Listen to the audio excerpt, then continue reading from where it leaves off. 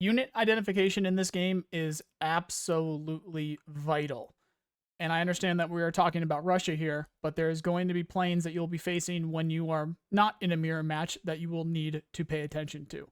Hopefully this is going to stick with players that are not just new, but, you know, veteran players. So what is important is to identify what the actual threats of these planes that are coming at you are. Generally speaking, any other plane that I do not mention here have SAMs, have planes, have something that is going to engage that plane.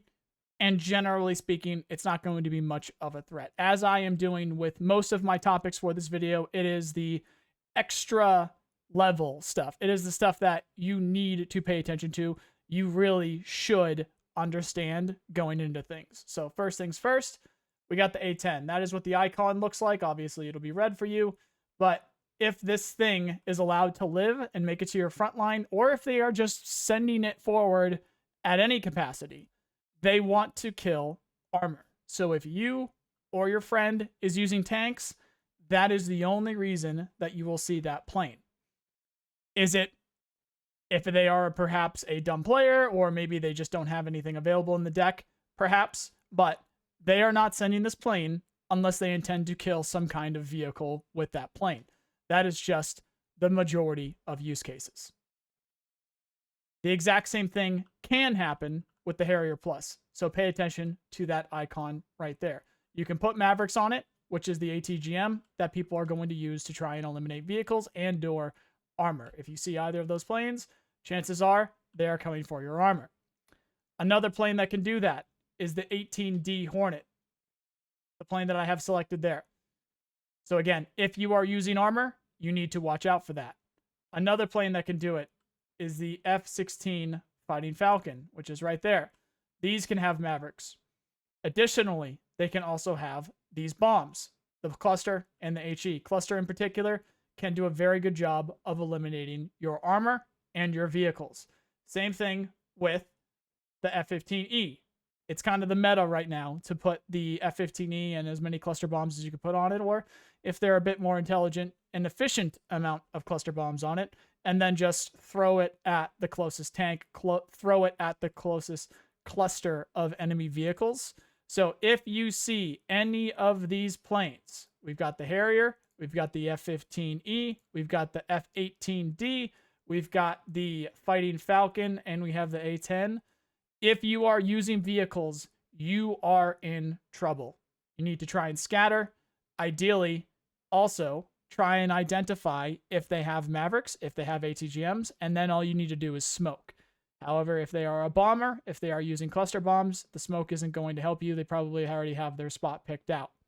So pay attention to who is who on the other team. If they are United States Airborne, they will almost certainly have the F-15E Strike Eagle. Sometimes they will have the A-10. Usually the A-10 is not a threat. Usually it is the Mavericks. You will be able to smoke your way out of that. Same thing with the Harrier. However, both of these planes, or in fact all of these planes, can carry bombs. So you do need to pay attention to that. Bombs are kind of the thing that you need to really actually worry about. It is something that I talk about in my mechanized warfare video. Something to negate that is if you have your friend, or potentially even you, having planes up like the MiG-29, the Su-35S, the Su-27, anything like that to actually counter their planes, they're going to have an issue getting through if you spot them early and you actually eliminate them. That would be the ideal setup, but not too many people sustain a ASF fighter in the air, so you need to watch out for that. Ideal setup, if you would like to play armor, is, as I mentioned, try to spot these as soon as possible so that you know when they're coming, and then you try to negate the damage as much as possible. You make the losses as few as possible. So that is direct air-to-ground support against heavy armor and vehicles. Next, we have seed. The Prowler, if you see the Prowler, it is only there to seed. If you see the CJ, it is only there to seed. Can it bring AMRAAMs? Yes. But if you see the CJ, turn your radar off. If you see the Prowler, turn your radar off.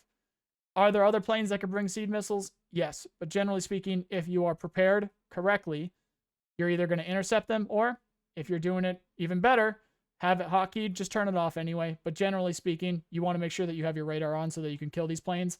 If you see a Prowler, if you see a CJ, turn them off so that you do not get seeded. Otherwise, try and shoot them down. And again, if you have your own air superiority fighters, toss them out, try and get after them. The tactics and the metas involved with how to counter these planes in particular is going to get quite more advanced, but right now we're just worrying about unit identification. Any of these planes that you see here, these are all the same icon here. These are all C-130s. That's a transport plane, and then we have the C-17. If you see any of these planes, they are airdropping, especially when they're low altitude. They are going to be airdropping something either close to or on the front line, potentially even behind it if they're an interesting person. So if you see any of these planes, they are airdropping. Try and shoot them down or be prepared to eliminate whatever it is they are airdropping and pay attention to that. If you see this plane, that is the AC-130 rather. So if this plane is allowed to survive, it will spot most of the things on the ground other than the stealthiest of infantry that are in buildings or in tree lines. They will spot whatever's on the ground. They will eliminate helicopters. They will eliminate vehicles, any infantry that are in the open. If this is allowed to stay alive above your front line, it will do a significant amount of damage. The amount of damage in particular is dependent on if it's been hit, if it's worried, if it is hovering above lightly targeted units. Generally speaking, if you prep the airspace, this can be quite effective. But for 150 to 160 points, when you don't put the Hellfires and things on that like that, I think people are going to start to use this more and more because I don't think that you get another plane for that price that will, one, spot any SAM systems because, of course, you're going to want to shoot it down. So any SAM system that shoots at it, they will then know where that SAM system is, and then they can counter that SAM system. Additionally, any ASF fighters, any ASF planes, rather, that come after it, it could also be bait for those planes. So usually a good tactic would be to throw one of these out. Obviously, the radars are going to be on. They can have some seed going. Obviously, they're going to try to send some planes at it. You can have ASF fighters of your own, and especially as Russia, you have the better ASF fighters, especially at a distance. So make use of those. You also have better seed, so make use of those to go and eliminate that because you do not want that hovering above your line. If you see this, it's already too late. It's probably dropped its bombs. However, if you are doing a good job of keeping reconnaissance up, if you are getting reconnaissance behind the enemy lines, if you are getting some kind of eyes on their air spawn and you see that going to the front line, it most likely, especially nowadays, is a nuke. Eventually, people will start to use the other payloads because they actually are more efficient for the price. I have now confirmed through testing that the B2 with the JSOWs is the most efficient strategic bomber in the game. And that is because of its stealth. If they do not have a plane up, i.e. if it's not spotted by a plane on the way in, it will not get spotted, and it will almost certainly, rather, even if it does get spotted, not die by the time it unloads the payload if used on the front line. For those that don't know, if just nuking the front line, unless there is a plane up, the nuke will be dropped before you actually spot the B2. And if you are using the B2, just by happenstance, I know this is a Russia video, just go for a location that ideally doesn't have any planes and doesn't have any helicopters. You will not get spotted. The nuke will be dropped before they even spot the plane. Now, the plane will die, though, and then that's going to be 1,000 points to the enemy team. So you better make sure you get at least 1,000 points out of it, or the map control that you get is effective enough, which is why the JSOW setup is more efficient. It's 500 points, and as long as that other team, i.e. you, because this is a Russian video, are using T-15s, if you are the target of this, they just need to get a couple of those, and they're already above it. They've already made their money back. So realistically speaking, with the JSOWs, it can be devastating, and for the price of 500, it's going to be a problem, especially if you are using vehicles. So look out for that. Try to spot it as soon as possible.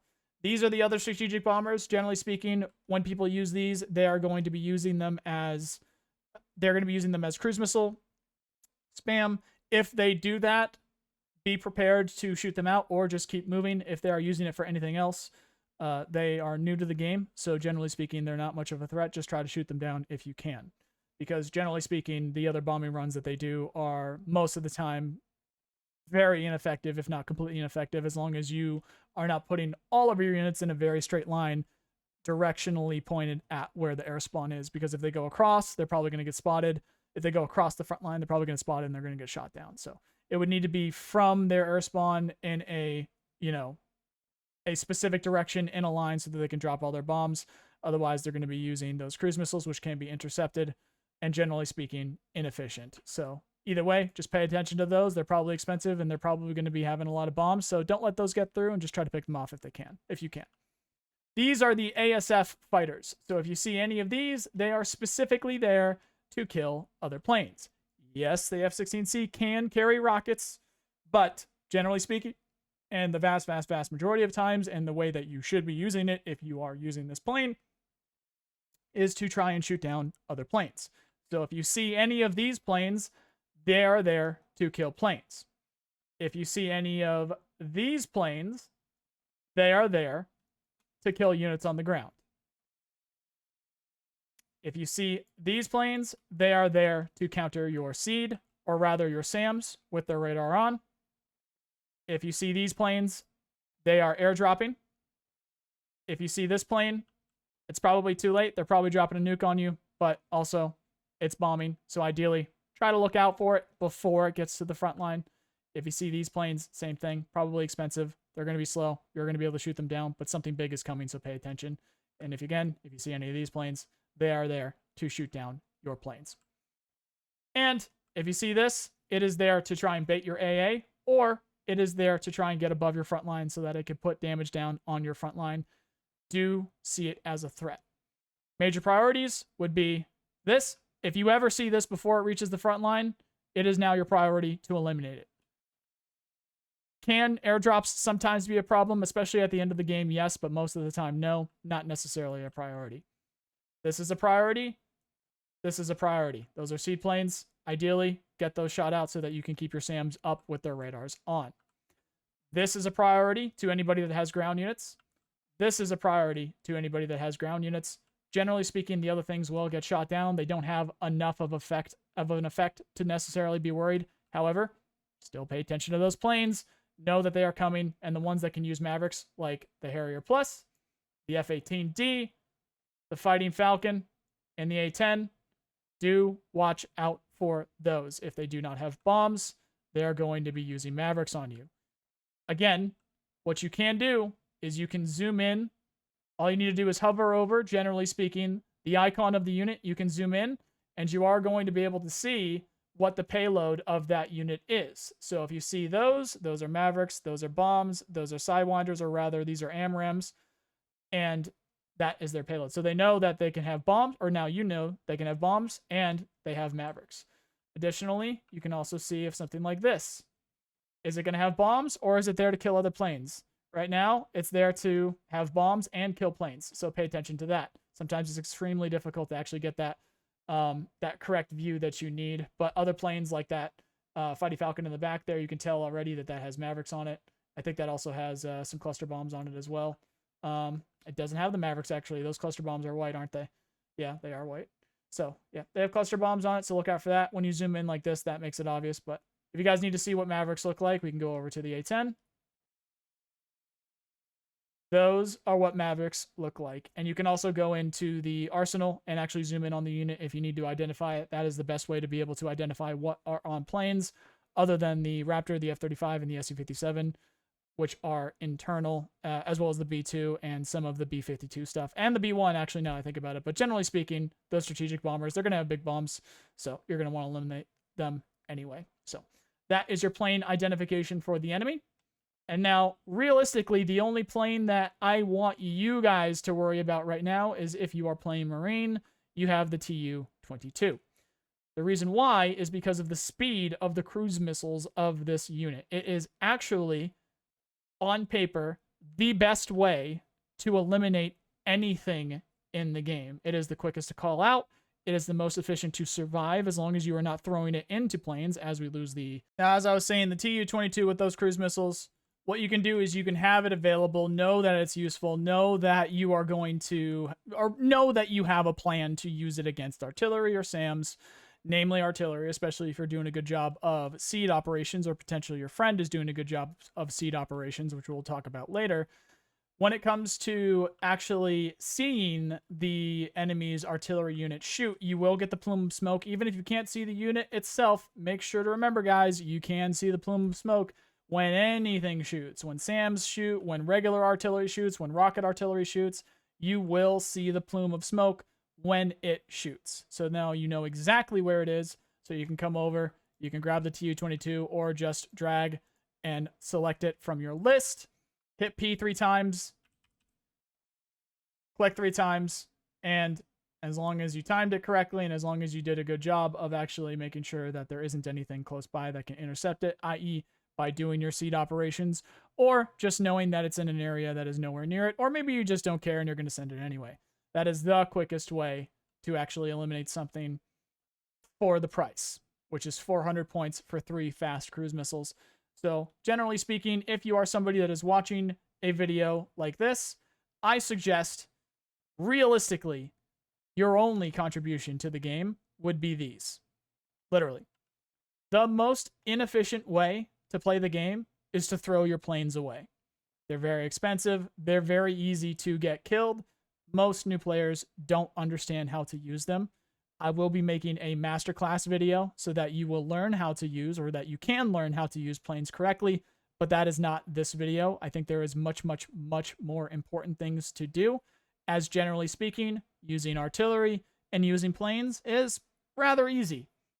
It's not going to take that long to understand how to use them, and it actually just, I mean, with anything realistically, but we'll just take a bit of practice for you to actually master them, and they're quite powerful.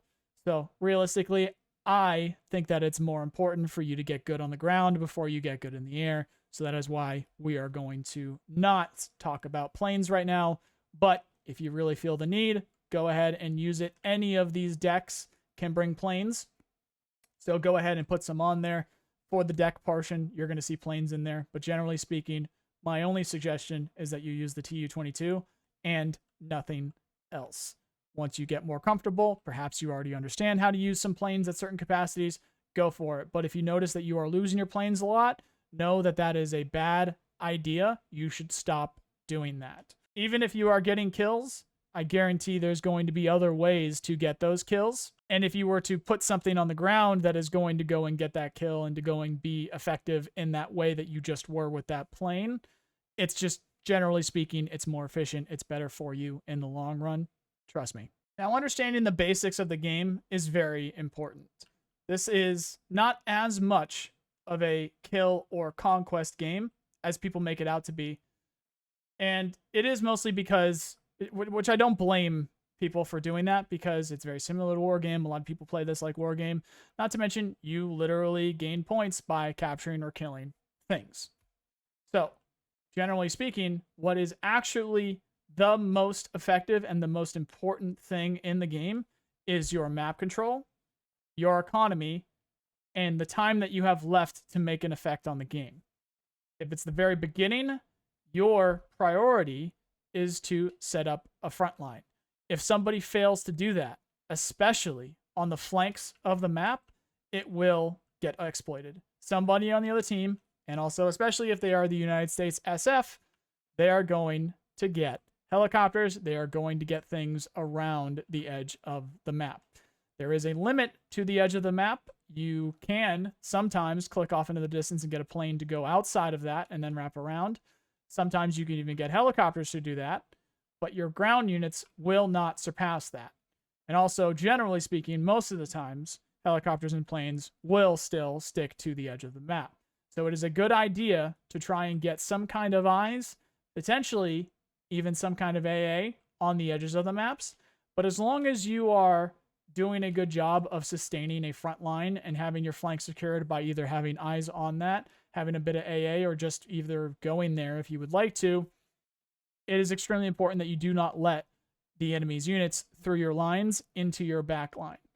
The actual ability to sustain kills and to sustain a healthy gameplay, or to sustain healthy gameplay, is to have SAMs and to have artillery.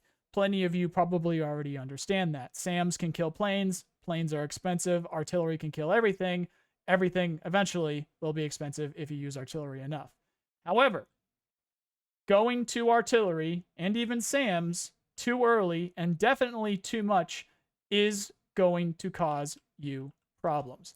The game is won on the ground. The game is won through sustaining a healthy economy through the entirety of the game. It's very nice to have an Abrams alive for the entire game. It's very nice to have plenty of kills. However, during the last 3 minutes, if your enemy knows exactly where your Abrams is and then eliminates it to then go push past it, kill your AA, kill your artillery, take the point, you're still going to end up losing that game. So establish your front line, bring AA, enough AA, not too much, and do not even bring artillery until you really feel like you need to. As somebody that is looking for this video, as somebody that is interested in learning from a video such as this, I suggest that you do not even use artillery. Figure out a way to do it on the ground. If you need help with that, check out my Mechanized Warfare Masterclass. That will get you where you need to be. I will discuss some artillery units, but everybody uses artillery and air as a crutch. It is the biggest and easiest sign of a bad and or new or both player when they have a bunch of artillery, especially when they buy it early. So if you see somebody on the other team, perhaps through a reconnaissance unit or a helicopter push or whatever, if you see them in particular have a lot of artillery at the beginning of the game, buy a bunch of IFVs and push them. They are not going to be able to sustain what you can, especially when you do, as I'm about to explain with Russia. There's also a lot of stuff you can do as the US, but that is going to be a separate video. So establishing a front line is important. Generally speaking, this is a broad idea of what the support structure of a front line and a healthy setup of a game looks like. We've got our general area of objectives around here. We have AA, which are SAMs in the background. We have AA that is interceptable. Rather, well, I clicked the wrong one. If you upgrade the OSA, it can intercept missiles. It can intercept seed missiles. It can intercept cruise missiles. But the S-300 can anyway. So that is the icon that you're looking for in particular. Don't do what I did and pick the wrong unit there in the scenario editor, but that's not going to be a problem. We're going to talk about that in the decks anyway. So bring things that are going to be able to intercept, such as the Tunguska's guns can intercept. Now, the Tunguska's missiles cannot. That is just for planes and helicopters, but the Tunguska's guns can. If you go to, I believe, the M1 and as well as the Pantsir, which is the upgrade for the Tunguska, you can. It seems like if this is the same OSA, it can't. So when you are picking your units, make sure you're paying attention to what can and can't intercept missiles, whether they be seed missiles or cruise missiles, so that you are able to properly support your SAMs in the back, as well as potentially any artillery that might be back there. So that is a healthy amount of gun AA, missile AA, and reconnaissance on the front line so that you can spot what's coming and you can shoot it down if it happens to be something that you can shoot down. There's also supplies around. Notice that they are not everywhere on the front line. That is a very good reason. There's a very good reason for that. And ideally, when you have these SAMs set up also, there should be some supplies nearby so that you can reload those SAMs. What people do not understand yet, but I'm going to start teaching people, as I am trying to do with this video, is that it is extremely effective. In fact, it is the most effective way to eliminate enemy SAMs as well as SHORAD to first use actual conventional artillery, which is like 155 millimeter, the actual gun artillery, potentially even cluster artillery because of the range that they have. But again, that's a topic for another time. That is how to actually the most efficient way to seed or otherwise suppress enemy air defense with SAMs and SHORAD and supply. Again, a topic for another day, but I will break down a TLDR when we get to that portion of the video where I'm talking about the units in particular. However, when you're setting up your front line, disperse your units. Do not have them clumped up. Have them spread out a little bit, especially based off of their type and do not have them on top of the units that you are pushing with, because if those units get eliminated, then chances are your AA gets eliminated. So you do not want that to happen. Pay attention to where your units are. Pay attention to your actual footprint on the map. Make sure your flanks are secure.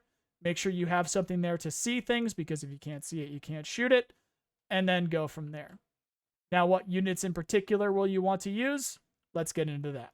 All right. Now, what is what in particular? So what we're going to be doing is I'm not going to be breaking down every single unit for you. It is information overload.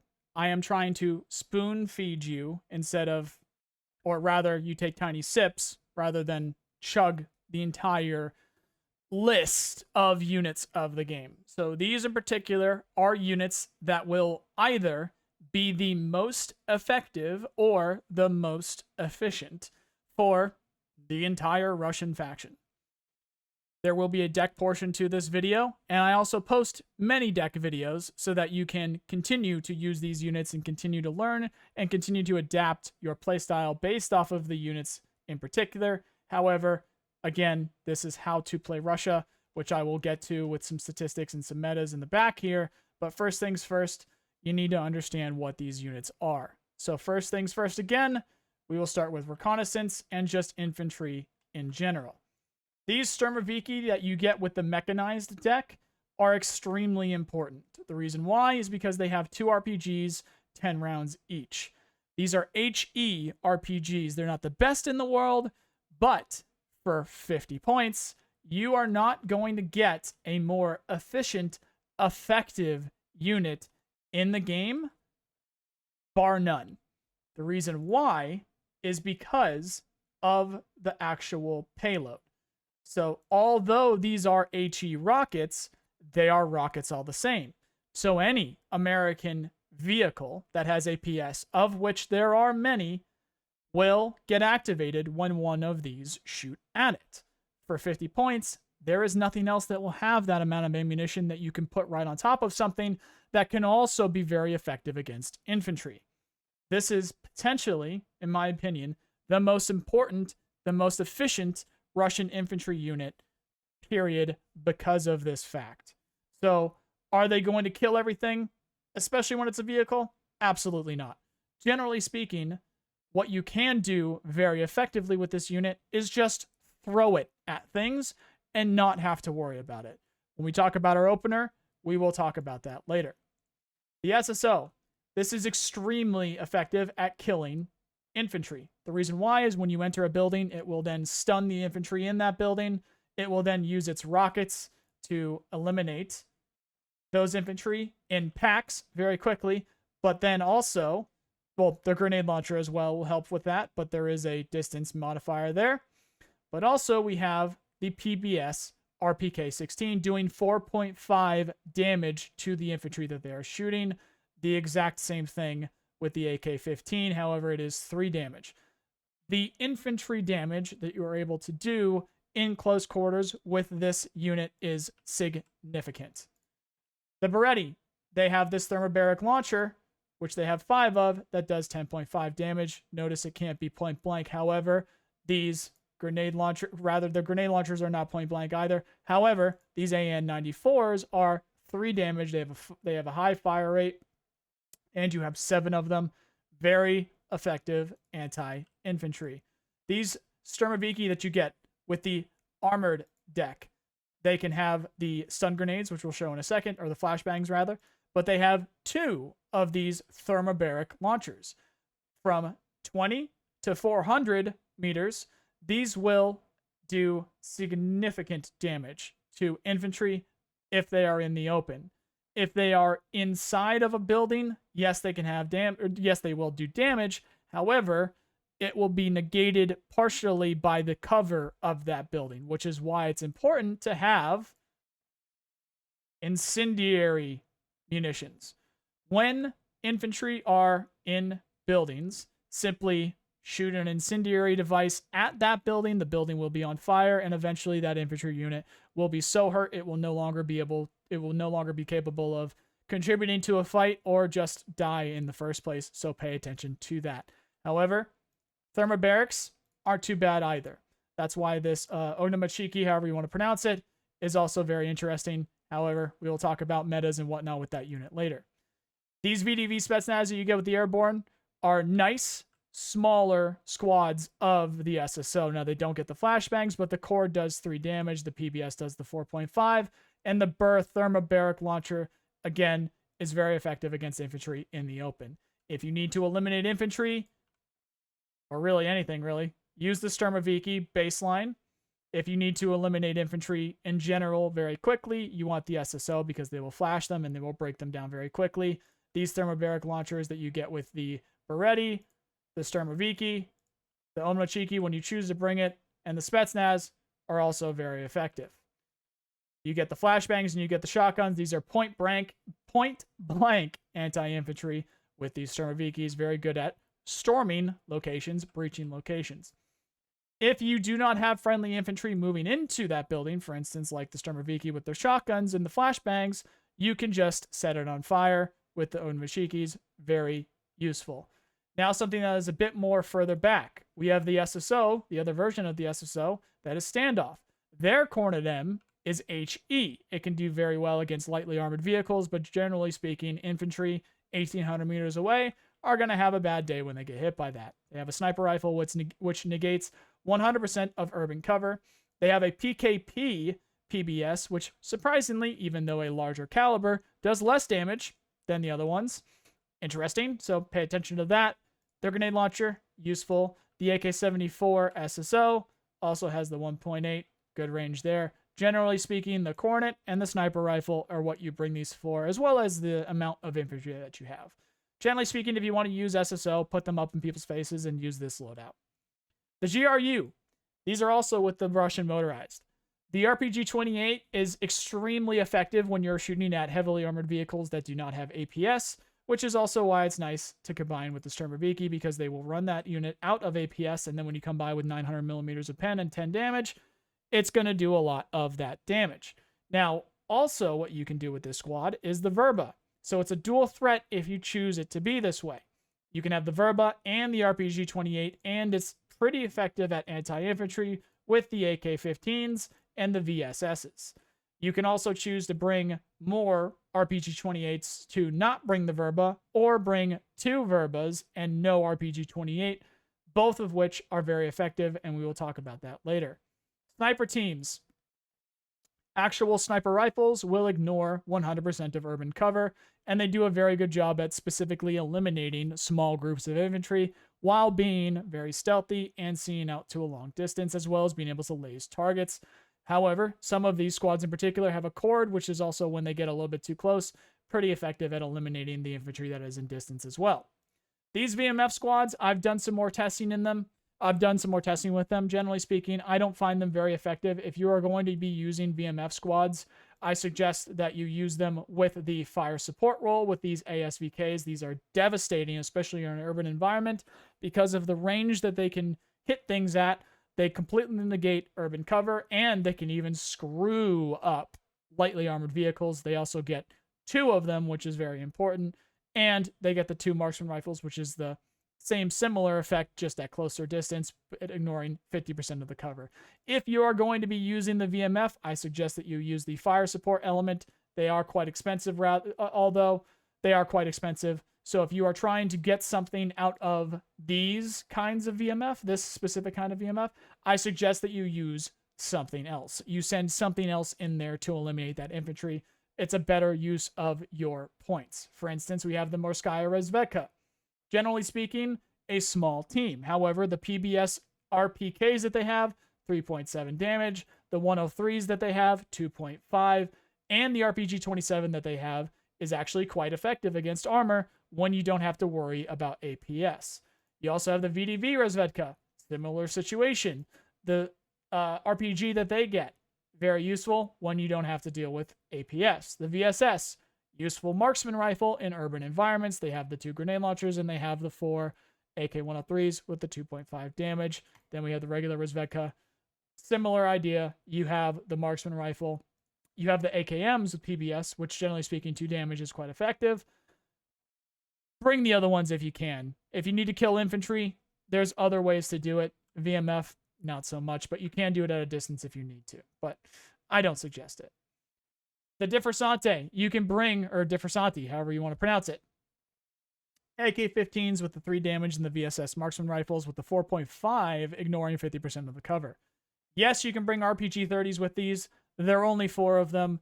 I find them highly inefficient. I do not suggest using them. If you are going to use these infantry, if you're going to use this reconnaissance unit at all, I highly suggest that you use it as anti-infantry for the 90 points, as well as frontline reconnaissance that can sprint, that can be airdropped. Airdrop, no, I don't suggest too much. I don't even know why I said that, but it can laze as well. Generally speaking, I don't use these too often, something that we'll bring up later. Or Sky Behota, these are Russian Marines. This is the most effective frontline infantry that you have as Russia, bar none. That's from an on-paper and in-practice perspective. These RPG-27s are very effective, especially when fighting things that don't have APS, because of the Sturmoviki, ideally, which we'll talk again about later. The RPK-74 does 2.25 damage, and the AK-74 does 1.5. Generally speaking, very effective against everything. It is not anti-tank at a distance. It is not anti-infantry at a distance. However, throw these things at whatever that problem might be.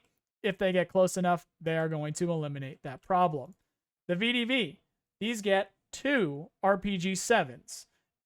Particularly when you have a vehicle or a armor problem, get these close to that.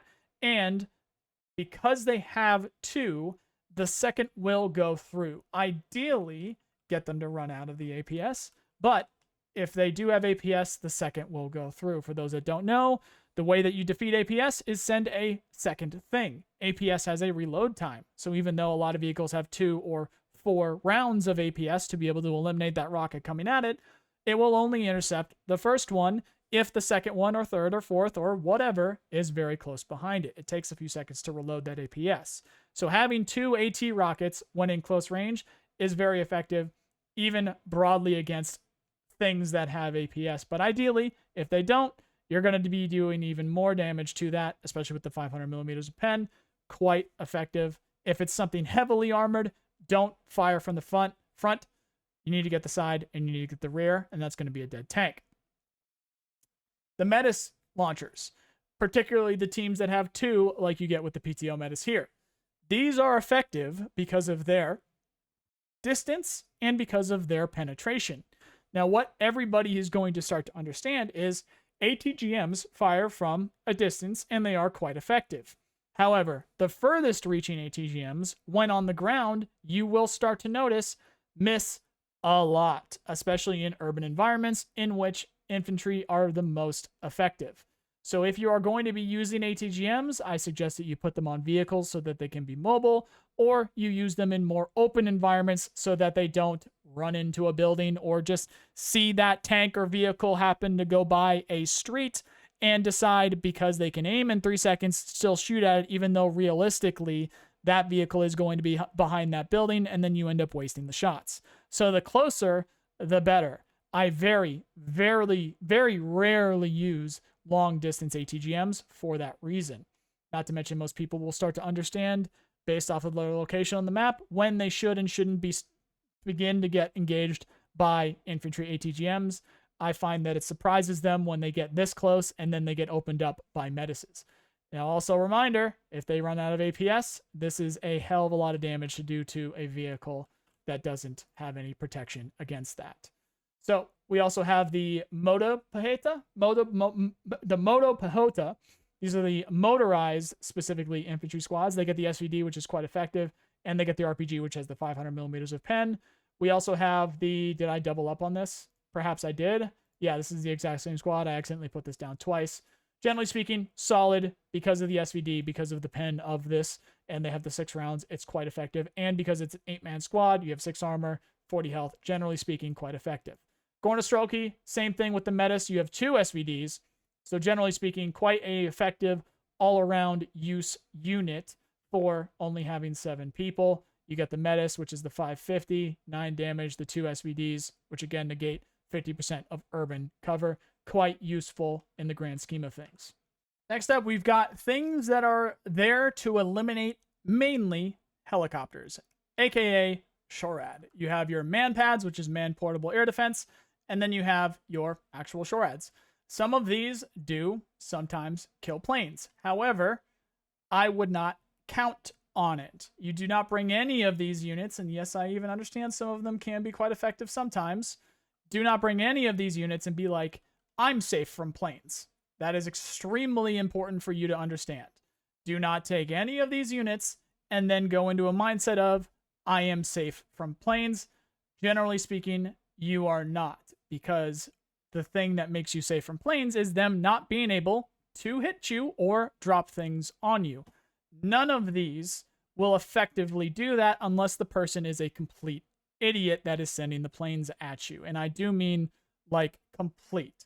Generally speaking, even the stupidest player that you will come against will be able to get that payload off of whatever plane that might be by the time they get hit by even the first, or even get aimed at by any of these vehicles. However, I have lost many planes and have shot down many planes from Pantsirs and Tors when they fly right over them, when they are doing something stupid in particular.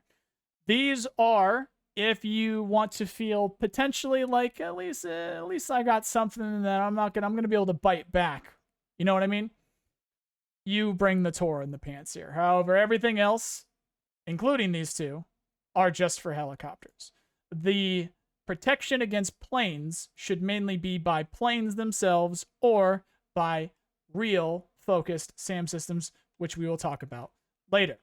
So whenever you push, you need some of these with you at all times, because they are going, especially when you're successful, to send helicopters and planes at you.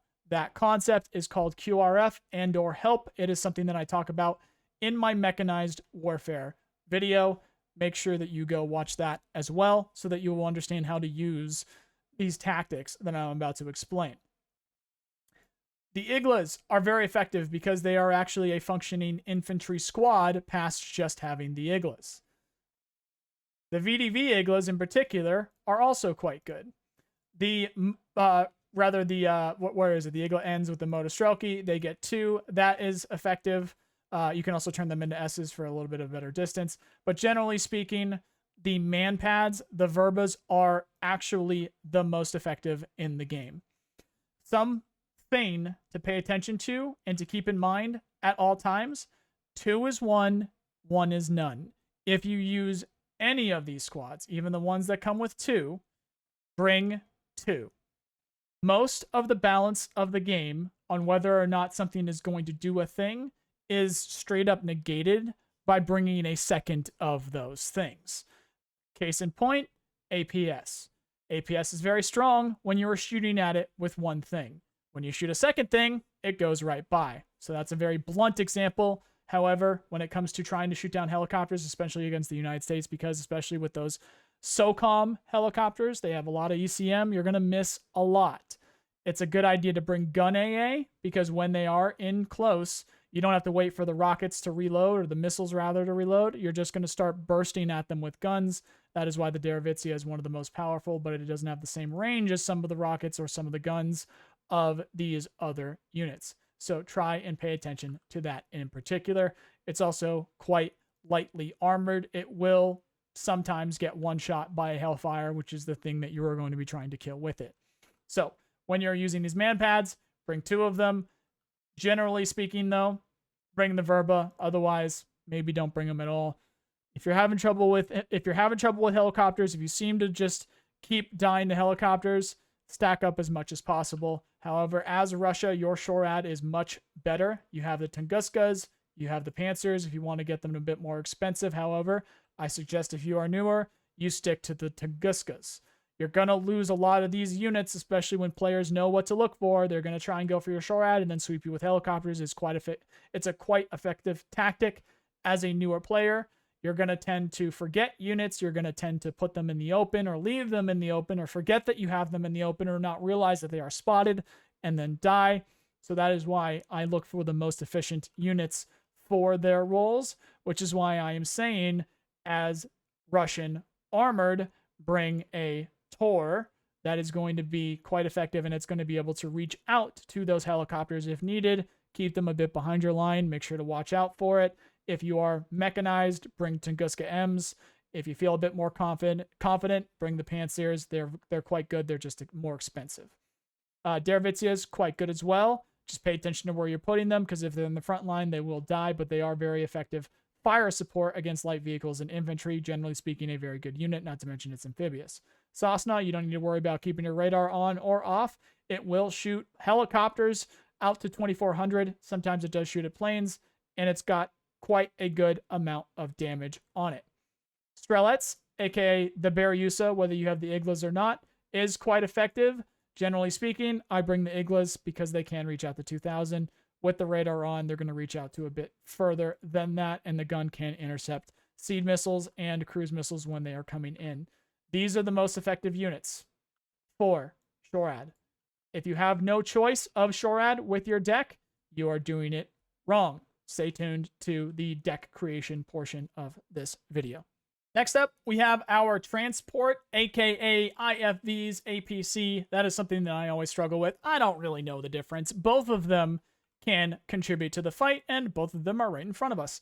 Generally speaking, transport. All you care about is its actual utility, its carrying capacity, and its speed. Utility being weapons, whether it's amphibious or not, and smoke. Smoke is extremely powerful, especially with infantry. We will talk about that a bit more later. The BMOT is a tank chassis, and it gets 2 smokes. The BMP-3M, all versions of the BMP-3, rather, as well, not just the M, will get 2 smokes. Correction, the Opoki doesn't, and maybe the regular version doesn't as well, but now that I think about it, pay attention to which does or does. The BMP-3M does, and the BMP-3F does as well. So if it has 2 smokes, use it. Again, we'll talk about that a little bit later. The BMO-1, 2 smokes. And I believe that is it. So you guys are going to be seeing a lot of the BMP-3M, the BMO-1, the BT-3F, and the BMOT in particular. Now, you also have other things. Generally speaking, these are either lightly armored, except for the BMOT, but it can only carry 8 troops. There's other things that can carry more. BTR-D can carry 10. The BTR-MDM carries 15. There's going to be a larger carrying capacity for different units for different things, as well as speed and utility. Each of them have their use cases and their importance to the overall Russian strategy that I will be teaching you. Generally speaking, when you are using IFVs and infantry, the most effective way to use them is spam tactics. You are playing the economy game. Throw them up in the face of whatever it is that you are trying to kill. Use your speed, use your terrain, ideally first.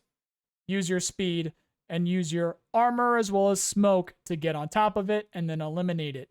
It is highly efficient, both from an economical and a actual unit perspective. Infantry are slow. They only have so much ammunition. If you put them right in front of the thing they are trying to kill, they are going to make the best use of that ammunition. And when you put them in something that has wheels or tracks, it's going to be able to get them there much, much faster than if they were on the ground. Extremely effective to use these units, to use infantry with these units. We got the BMP-1 AM. It is a version of the BMP.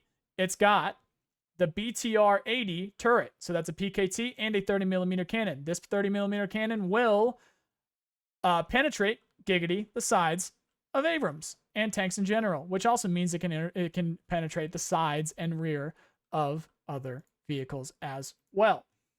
The BMP-1 PG gets a grenade launcher that it can fire on the move, and that ATGM, when it is not moving, that can pen 550 millimeters while carrying 8 troops, while getting a smoke grenade, while being only 60 points. When it is stopped, it can shoot the heat rounds and it can shoot the HE rounds. This is generally speaking effective for a cheap transport that can carry up to 7 or 8 people, that can fire a grenade launcher on the way in, and more important stuff when it is stopped. BMP-3M APOCA. This gets the Bulot, which is anti-infantry, the Cornet, which is anti-tank but can't fire on the move, 3 7.62 machine guns, and a 57mm cannon. It is not the same as the T-15. We will discuss the differences later. However, this will easily annihilate infantry wherever they are and penetrate vehicles, including tanks, from the side and especially the rear. It gets 1 smoke, however. Very solid armor, solid road speed. Generally speaking, a good unit can only carry 7. The BMP-3M, bit cheaper than the APOCA, gets 2 smoke, 30% ECM. Javelins will get thrown off by ECM. A lot of people like to use the javelins, whether they be on the Striker or the newly buffed AMPV, because it has APS on it, apart from when it didn't, rather than when it didn't in the previous tests before release. The AMPV is very strong when you have the cannon and the javelins on it, not to mention just javelins in general are very strong for the United States. You can make those miss with your 30% ECM. I wouldn't count on it. I'd make sure to smoke, but the 30% ECM can help you out.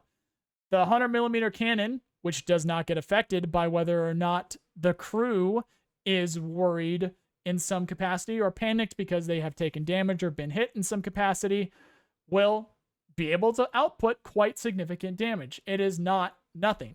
You also have the 30mm cannon, quite effective as well. The BMP-3M is the root of our meta with Russia in general, so stay tuned for that.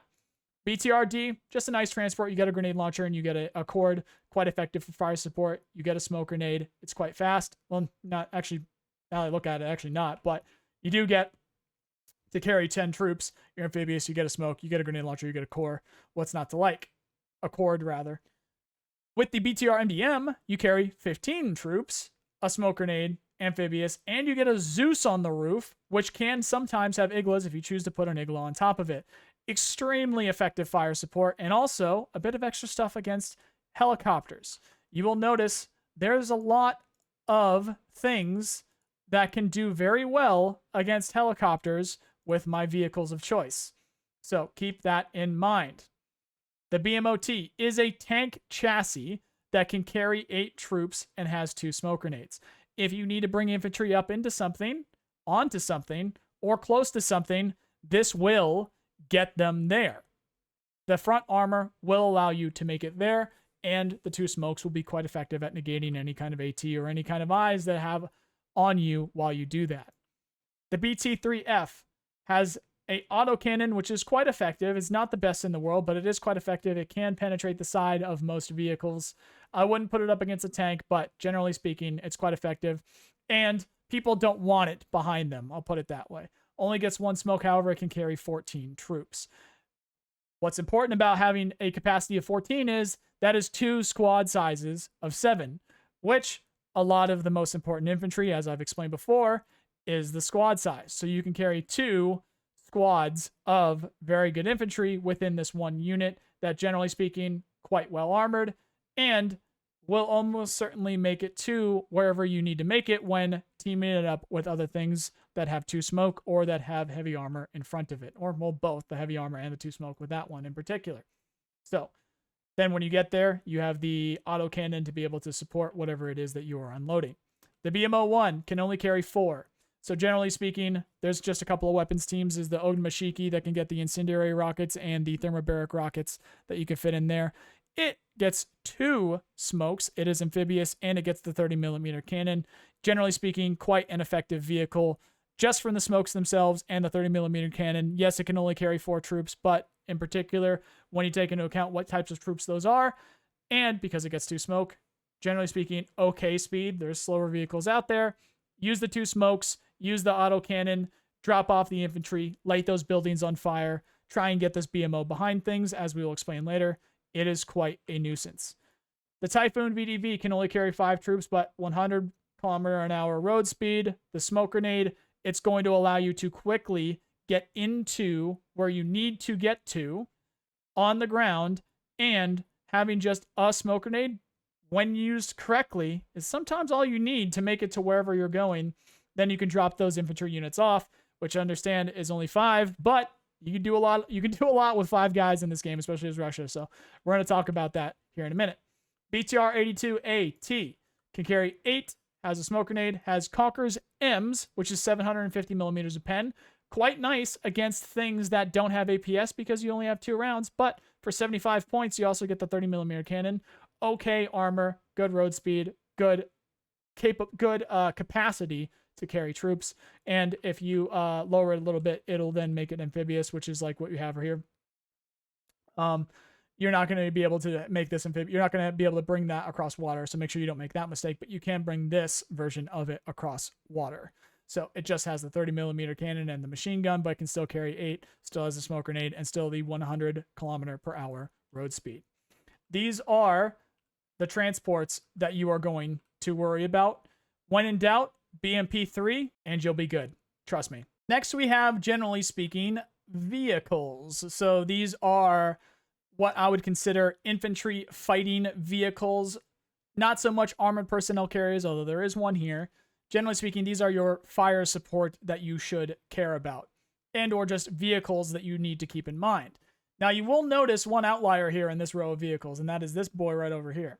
So this UAZ Kozlik, the machine gun that you get on this is devastating to helicopters, lightly armored vehicles, and infantry.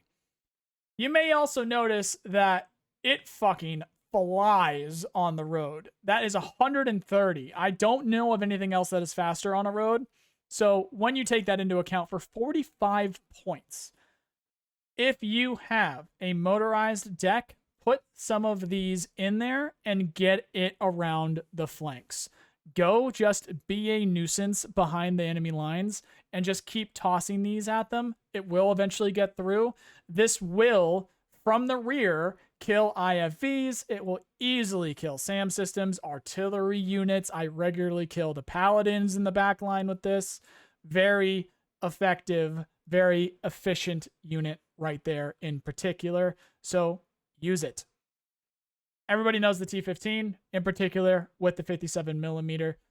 And what I mean by that is everybody knows the T-15. So when you bring that, a lot of people see it as a significant threat and will make it a priority to eliminate it. Just keep that in mind.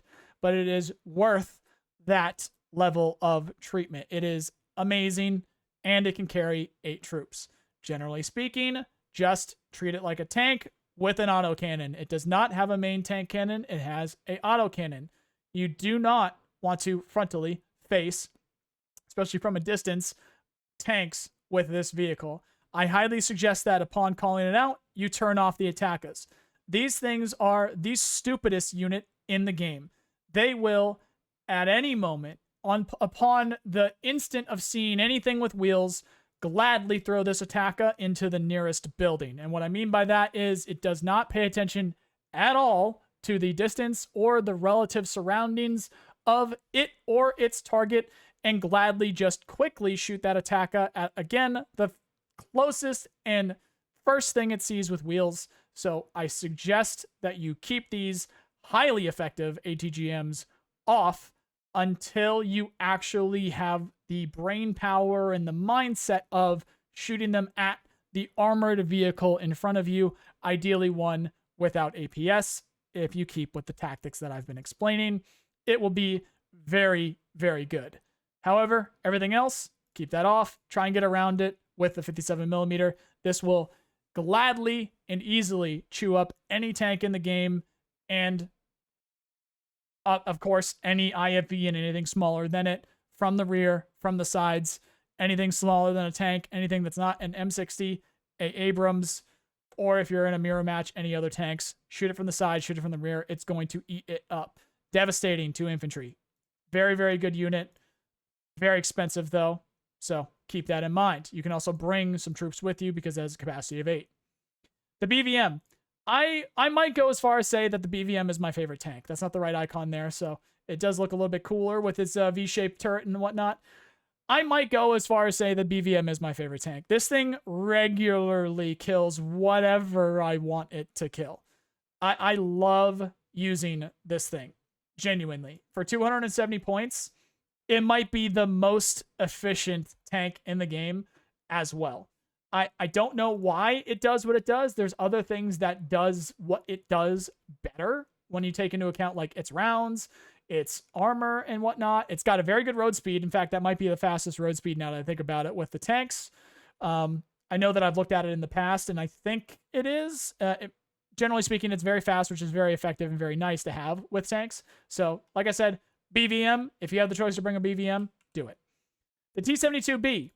Why is he talking about the T-72B? Well, because it is the cheapest tank. And you know what most people do? They look at the icon. Most players, even at the highest level, especially when they're panicked or especially when they're trying to focus on a million different things and micro a million different things, are just going to see a tank icon and treat it like a tank. This is fantastic at bait. So if you are fighting a player who loves to drop artillery, or rather drop bombs or shoot artillery at you, spend 130 to ideally 150 points because you can get the better engine and the better gun for an extra couple of points there. I use the T-72B, that's 150, again with the upgraded engine and the upgraded gun, to make it just a little bit more effective at great fire support. It's still a tank. It gets an ATGM that pens 750. It gets an HE round, which most American tanks don't get for 12 HE. It has a cord. It is a tank. It has great armor, and it gets 2 smokes. So use it to its full capability for the price, and it is going to work for you. And it also gets your enemy to not shoot the things that you actually want to have them, or the things you would rather not have them shoot at, because they have more effect in other places. So use these as bait tactics. Keep those in mind. And if you are fighting against them, maybe click on them, maybe see if it, or rather hover over it, just see if it's worth that F-15E that's 300 or 400 points that you're going to send as a YOLO run to kill the 300 or potentially even the 150 point T-72 that's out in that field. Just keep that in mind. T-90M. I think that this is the most efficient and the best Russian tank for the money. The Armata, obviously, is a better tank. It's also significantly more expensive, and everybody understands the threat that the Armata is. Same thing with the T-15. Most players who are newer and are very impulsive will grab the closest plane or helicopter and throw them at the Armata, throw them at the T-15. Generally speaking, they throw them at anything with wheels or tracks too, but it buys you a little bit of obscurity to have a T-90 rather than have an Armata. And generally speaking, when you use it the way that you should be using it, it will absolutely get the job done. And that is whether you have APS or not. You have the 2 smoke, use it. You have the armor, use it. You have the great AP, use it. You have the HE round, use it. You have the ATGM, use it. It is a tank, use it. Additionally, you have its brother, the recon version of the T-90M, which is a T-90M. A lot of people forget about that. You can have 6 of these in one deck. Do I do that? Normally not. We'll talk about that a bit later. Having at least a couple of these, along with the 3 T-90Ms, that is a great lineup. You are doing a lot of damage, and you're doing a good job spotting as well along with it. For that price, fantastic. Compared to the 350, 370, up to 400 price margin or price point of a lot of the bigger tanks, you are fine, especially when you use the tactics that I will explain later. The BMPT Terminator. It is a tank with 4 attackers, 2 grenade launchers, and twin 30mm cannons.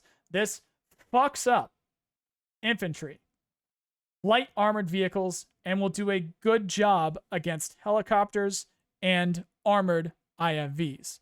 Exact same situation with these attackers. Keep them turned off until you have the brain power to say, I am now shooting at a tank or a heavily armored IFV with this. I will now get line of sight, be in a good position to eliminate that thing, and turn these attackers on to do that. Pay attention to that. Otherwise, keep the attackers off. Otherwise, they will like the T-15, gladly throw it into the closest building or ground because they happen to see something with wheels off in the distance, even when it is about to go into a tree line or into some buildings. So pay attention to that, or behind some buildings rather. So you know what I mean. If you ever use those, they love to just fuck up. So those are the vehicles that you want to pay attention to the most and that you want to use the most. Are there others? Absolutely. Are we talking about them right now? No. Are you new to the game? Most likely yes, if you're watching a video like this. So it is very important for you to not have information overload and to understand the units that you are using. That is why I'm telling you to use these units in particular if you can. Next up, we have ATGMs. These vehicles are what people see as tank destroyers. What I see them as in most situations, especially with new players, is a waste of points. These are each 60 points. These, with the chrysanthemums in particular, are 95 points. These Hornets, 100. The reason why is because these are absolute paper. These don't even get a smoke grenade. The only way you are going to survive an engagement with these is if you get them behind hard cover. These, luckily, do get a smoke grenade, so these are solid. Do they shoot amazing missiles that are both great at anti-tank and great at anti-infantry? Abso-fucking-lutely. However, because of what I just explained, most new players, and a lot of players in general, put them in the worst situation possible, actually most of the time just throwing them at tanks. They're going to die, especially when that tank has APS, which a lot of vehicles do in this game. When used correctly, which I will talk about in a little bit here, they are utterly devastating, but you must use them correctly. Again, we will talk about them in a minute here, but we've got the Sturm, SM. We've got the Cornet, D1. Either of these work realistically. Just make sure you bring the smoke if you can. And the Chrysanthema, fantastic as well. Again, no smoke. We will talk about it here in a minute on how to use those ideally. Then we have artillery. Obviously, artillery has its use. You do not want to use too much of it. If you are going to use artillery, you must make sure that you shoot that artillery and then move it. Where do you shoot that artillery? You do not shoot the artillery on or near other artillery or supply. That is including your teammates. The reason why is because it's probably shooting at something that is owned by another player. That other player probably doesn't want its thing or their things being shot. So they are going to try to eliminate your artillery. If they try to eliminate their artillery, what they are going to succeed at doing is shooting at where it shot from last, because you are able to see where artillery and AA shoot from, even if you don't visually see the unit. If you are shooting on or near supply, it is going to be destroyed, especially when being shot back at by cluster. If you are shooting on or near other artillery units, especially if it's owned by another player, that other player isn't going to know that you've shot and that it is then going to get countered. So do not shoot any of this near or close to supply or other artillery units. Also, SAM systems. Don't do that. Stop it. We've got the Iskander M. Anything that this thing shoots can be intercepted. However, the way that they get intercepted is by units like SAMs and like SHORAD that must have their radars on in order to intercept them. So what that means is they are available to be seeded by seed missiles when they get intercepted. So if you send a plane, they then either need to choose whether or not they keep their radar on to eliminate the ballistic missile, or they get seeded. And if you send enough, it will get through, whether that is the ballistic missile or that is the seed missile. do not use them alone. Do not use just the Iskander. Do not use just the seed plane initially. If you are going to bring the Iskander, bring seed planes so that you can do the, what I call the seed alley-oop, where realistically, just shoot this somewhere near the front line. It doesn't actually, I mean, if it gets through, that would be nice. But once you start to shoot a couple of these, they're going to light their radars up, and then you just seed run them. And it's, generally speaking, it's one of the easiest and most effective things to do in the game in general. Now, speaking of seed missiles are not actually the most efficient way to eliminate and or suppress enemy air defense. Believe it or not, which this will be very easy to believe once you start to do it, believe me, the most efficient and effective way to suppress enemy air defense is to use conventional artillery after you know where they are. Most, especially if you are a newer player, most of the people that you are playing, and just in general, especially at the high levels even, or even including the high levels rather, people do not move their SAM systems because there is a specific way to set them up, and many will think that all they need to do is protect against seed missiles. Once people realize the range involved with some of these artillery units, they are going to start thinking differently. When you see a SAM system shoot off in the distance and you see that plume of smoke coming from one of these fields back here, get your artillery as close as you can and shoot at that plume of smoke. What you eventually will see, and what you probably will repeatedly see, is a giant explosion of those supplies cooking off, and potentially even a skull pop up because the SAM system on that supply was also destroyed with either your round or the supply cooking off. Mechanized decks get the Malka, ideally the extended range Malka. Armored decks get the Koalitzia, also preferably the extended range Koalitzia. You also get laser guided rounds, so try to use that. It is quite effective. You can also rather choose to use the cluster rounds with the Koalitzia.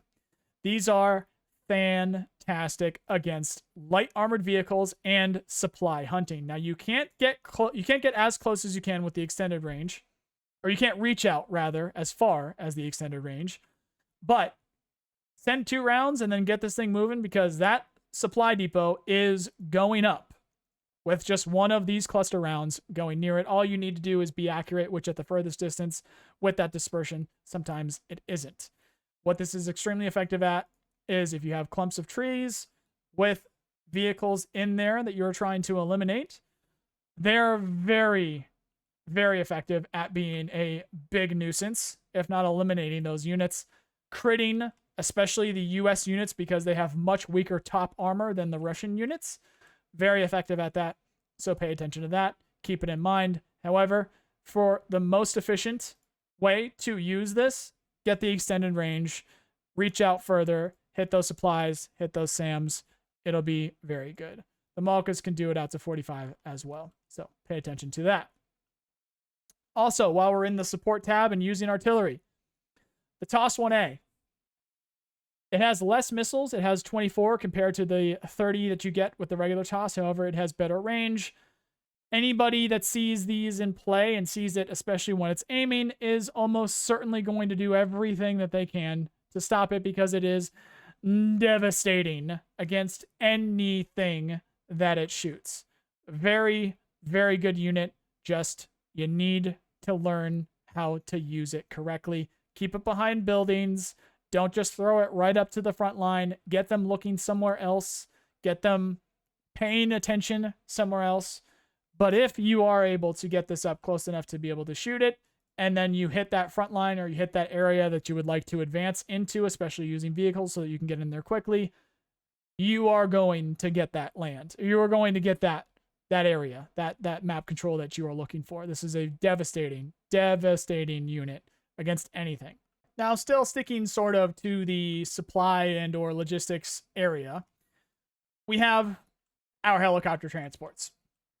We have the Mi-8, TSH, you can get some rockets on there. I think you can even get ATGMs and things like that. The pylons on that in particular, you can get a bunch of stuff. However, generally speaking, sometimes you do want things with rockets on it.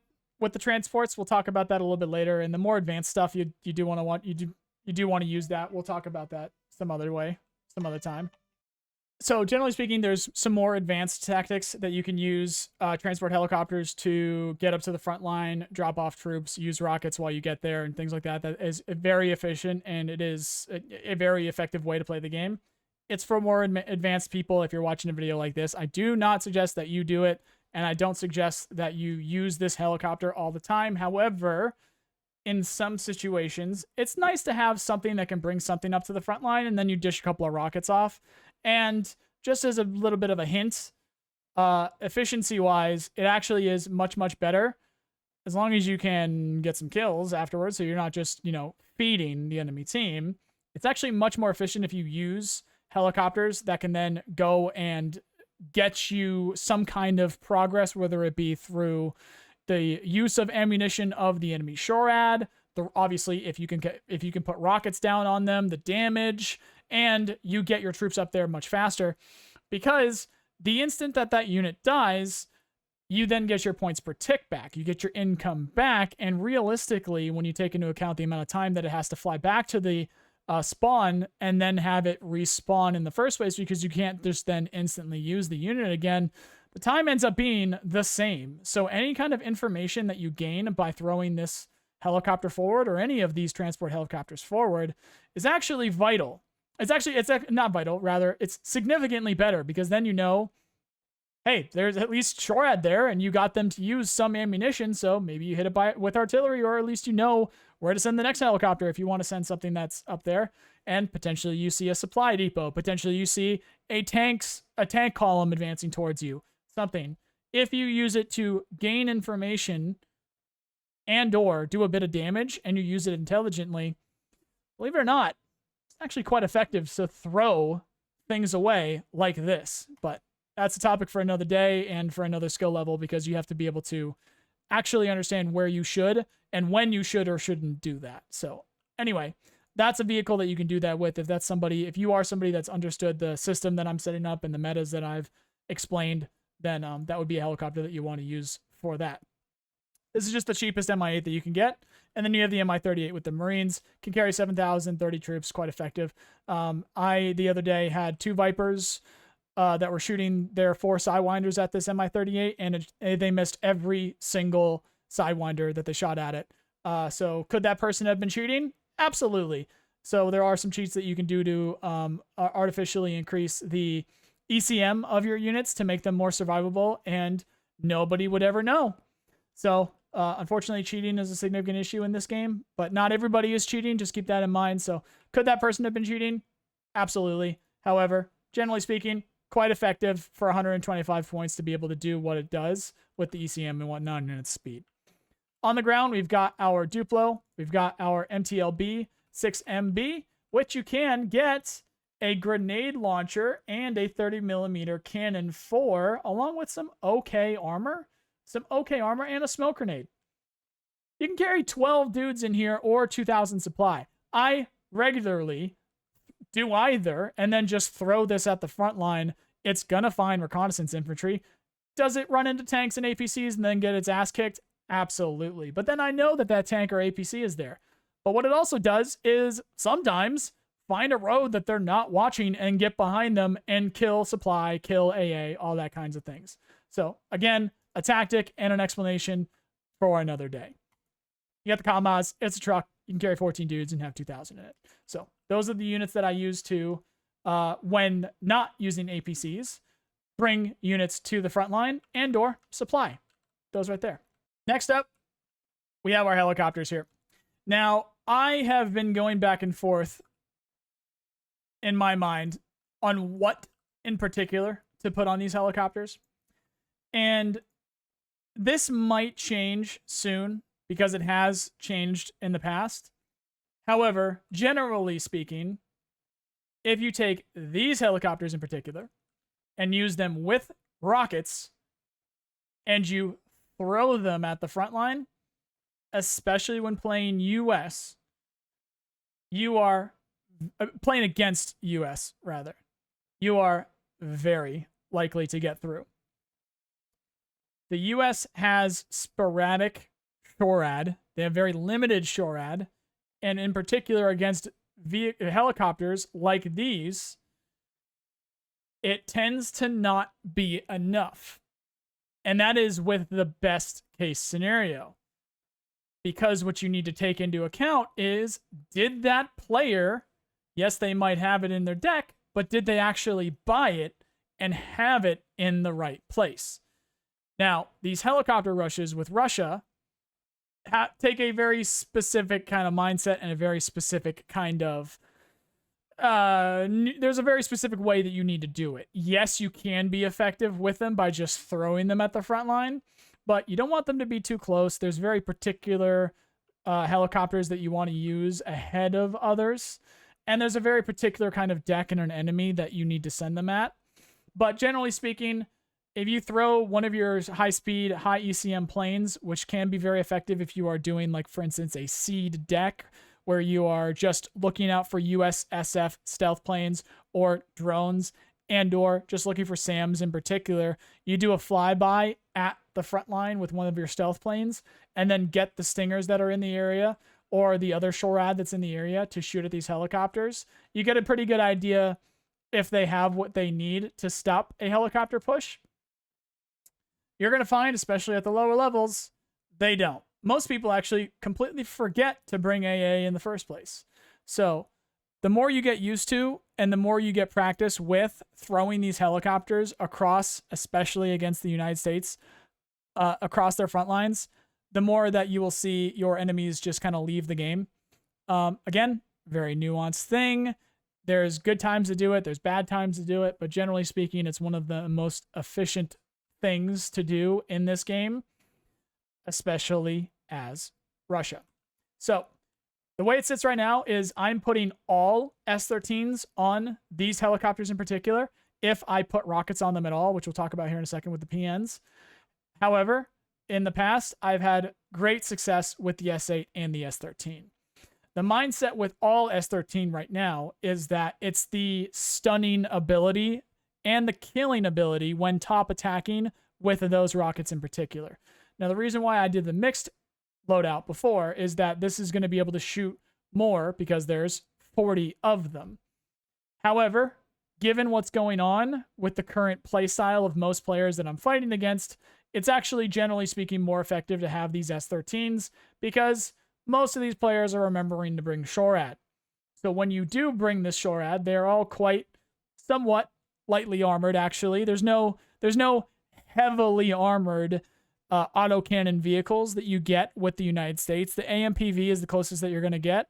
This is going to schwack it. This will schwack strikers. That's including the striker SHORAD. That's including, anything that is a vehicle SHORAD. This is going to get stunned and schwacked pretty easily with the S-13.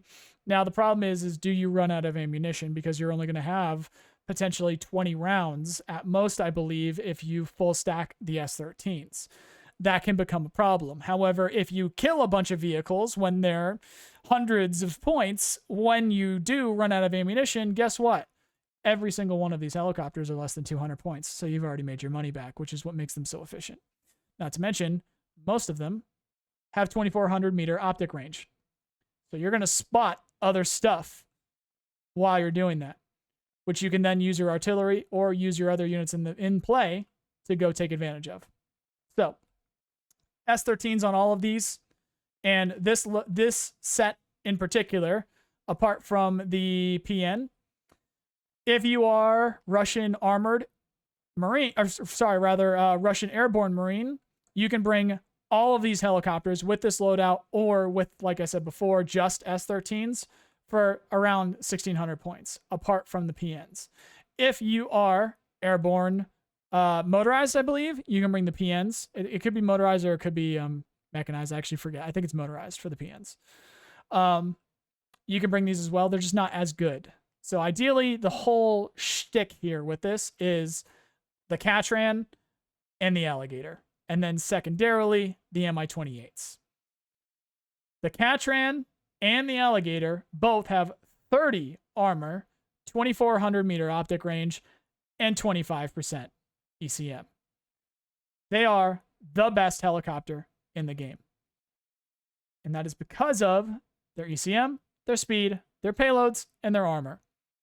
When you use it to the best effect by throwing it at things, the speed at which they are able to do so, especially if you don't get detected and they're not really ready, like they don't send their helicopters, which there are ways to negate this.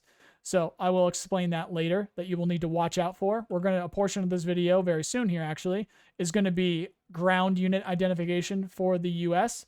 There's a couple of things you absolutely need to watch out for, namely the Super Cobras, the Vipers, and the Little Birds, that when you don't have your Iglas or when you don't have the SHORAD or, things like that, they are going to eliminate you, so you need to be very careful. So we'll talk about that later. But generally speaking, we have the Mi-28. Again, the rockets, Mi-35 with the Vitebsk, which you can't see in this loadout. That gives it the 25% ECM. The 24PN, keeping it as cheap as possible to 140 points, 10 ECM, 20 armor, and the S8s. The Catran and the Alligator with the rockets, 30 armor, 25% ECM, and their speed. Very, very good, very effective. I will have my own videos talking about the Russian helicopter rush eventually here. But generally speaking, you get the idea. Get some practice with it. As long as you throw these away as quickly as you possibly can and have them go behind a front line and don't have them too close to each other. So if you do get hit by a SHORAD missile, the AoE of that missile doesn't spread across to the vehicles around it, or rather the helicopters around it. You're going to be doing a lot of damage, and you're going to be doing a lot of spotting. Eventually, they will die. So what you can do if you want to keep them alive, although it's a little bit less efficient, is you can cue their movement to then once cross the front line, come back like this if you want. Most likely, they are going to die when they get back here, but the more damage they do, the better. Generally speaking, the better way to use these is to break through the front line, go find their artillery, go find their supply, go find their SAMs back there, go see what you can find back behind the line, and then try and get away from their spawn as much as possible. Because usually by the time, if this is the front line, by the time you get to about here, they're going to see you coming, and anybody, especially if they're in a Discord call, if it's a team stack, that has the Little Birds and the Vipers and the Super Cobras with the Sidewinders, or potentially a plane with a bunch of Sidewinders, they're going to have that bot, and they're going to be coming for you. So generally speaking, if you can break, go kill the AA, go kill the supply, things like that, and then just do as much damage as you possibly can, and then have them die as quickly as possible. That is the most efficient way, which again, we will talk about some other time in greater detail. But generally speaking, you actually don't want them to survive if you're doing it correctly. Get them to die, get as much information, do as much damage as possible. Next up, we have SAMs. As I mentioned there with the helicopters, they can and probably will at some point send planes if they're not properly equipped to be able to stop you. So having SAMs ready to go is going to be pretty effective, and there's a certain way that you should set these up. So the SAMs in general that I suggest you use are, of course, the S300s and the S350s. So if you are armored, you have the S300 V4. This has the longer range with the 2 missiles. This has a shorter range, but it has 4. Generally speaking, you need to make sure that these are at least 6,000 meters behind your front line, because then that means that they cannot get countered by American artillery. Maybe even 65, but they can reach out to 8.5 and 9. Some of these 8 to 9 kilometers. So you'll end up being fine if there is a plane that is trying to have an effect on the front line. Now, ideally, the closer that you can get, the better, but we'll talk about that in a minute. These 350s, you can sometimes, if you would like, to try and mess around with keeping their radar off, will still do a good job at intercepting planes. None of these will intercept cruise missiles or seed missiles. Well, you won't need to worry about seed missiles if they have their radars off in general, but these will do a good job at killing things even with their radars off, in particular the 350 rather. So you can get it pretty close. You just need to still be careful because that's 200 and that's 300 points that you're potentially throwing away if you don't do a good enough job hiding it. So just pay attention to that. So the closer that you can get, the better. And SAM units in particular do not get blocked by forest. So you can put these units in particular in a forest, and if it is just forest that is surrounding it, that is something that the devs added to the game to try and help new players, because most people don't understand that how radar works, which is if there's a solid object in front of that radar, at least most radars, unless the US has something fucking crazy or something like that, or it's like off the fucking atmosphere or whatever they're doing there nowadays. If there's trees or buildings in front of your radar, you ain't gonna see dick. So put your SAM systems in the open, hold Alt, and see where you can see with them. Ideally, be able to see as far as possible. But if you do put them in a forest and you turn the radar on, they will be able to see. Stop putting them behind buildings and stop putting them too close. Put them somewhere in the back. And then in order to see the distance at which you should be engaging, pick any unit with a gun, hit G or select Force Fire, and bring it on out to the engagement distance.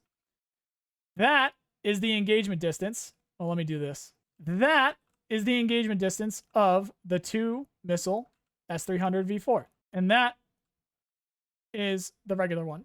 Now, with motorized, you can get the other S300. So it looks a lot like that. If you're using a motorized deck, you can get the other S300. That's perfectly fine. That's actually pretty good. And I have it sitting back here somewhere. So all good there. But generally speaking,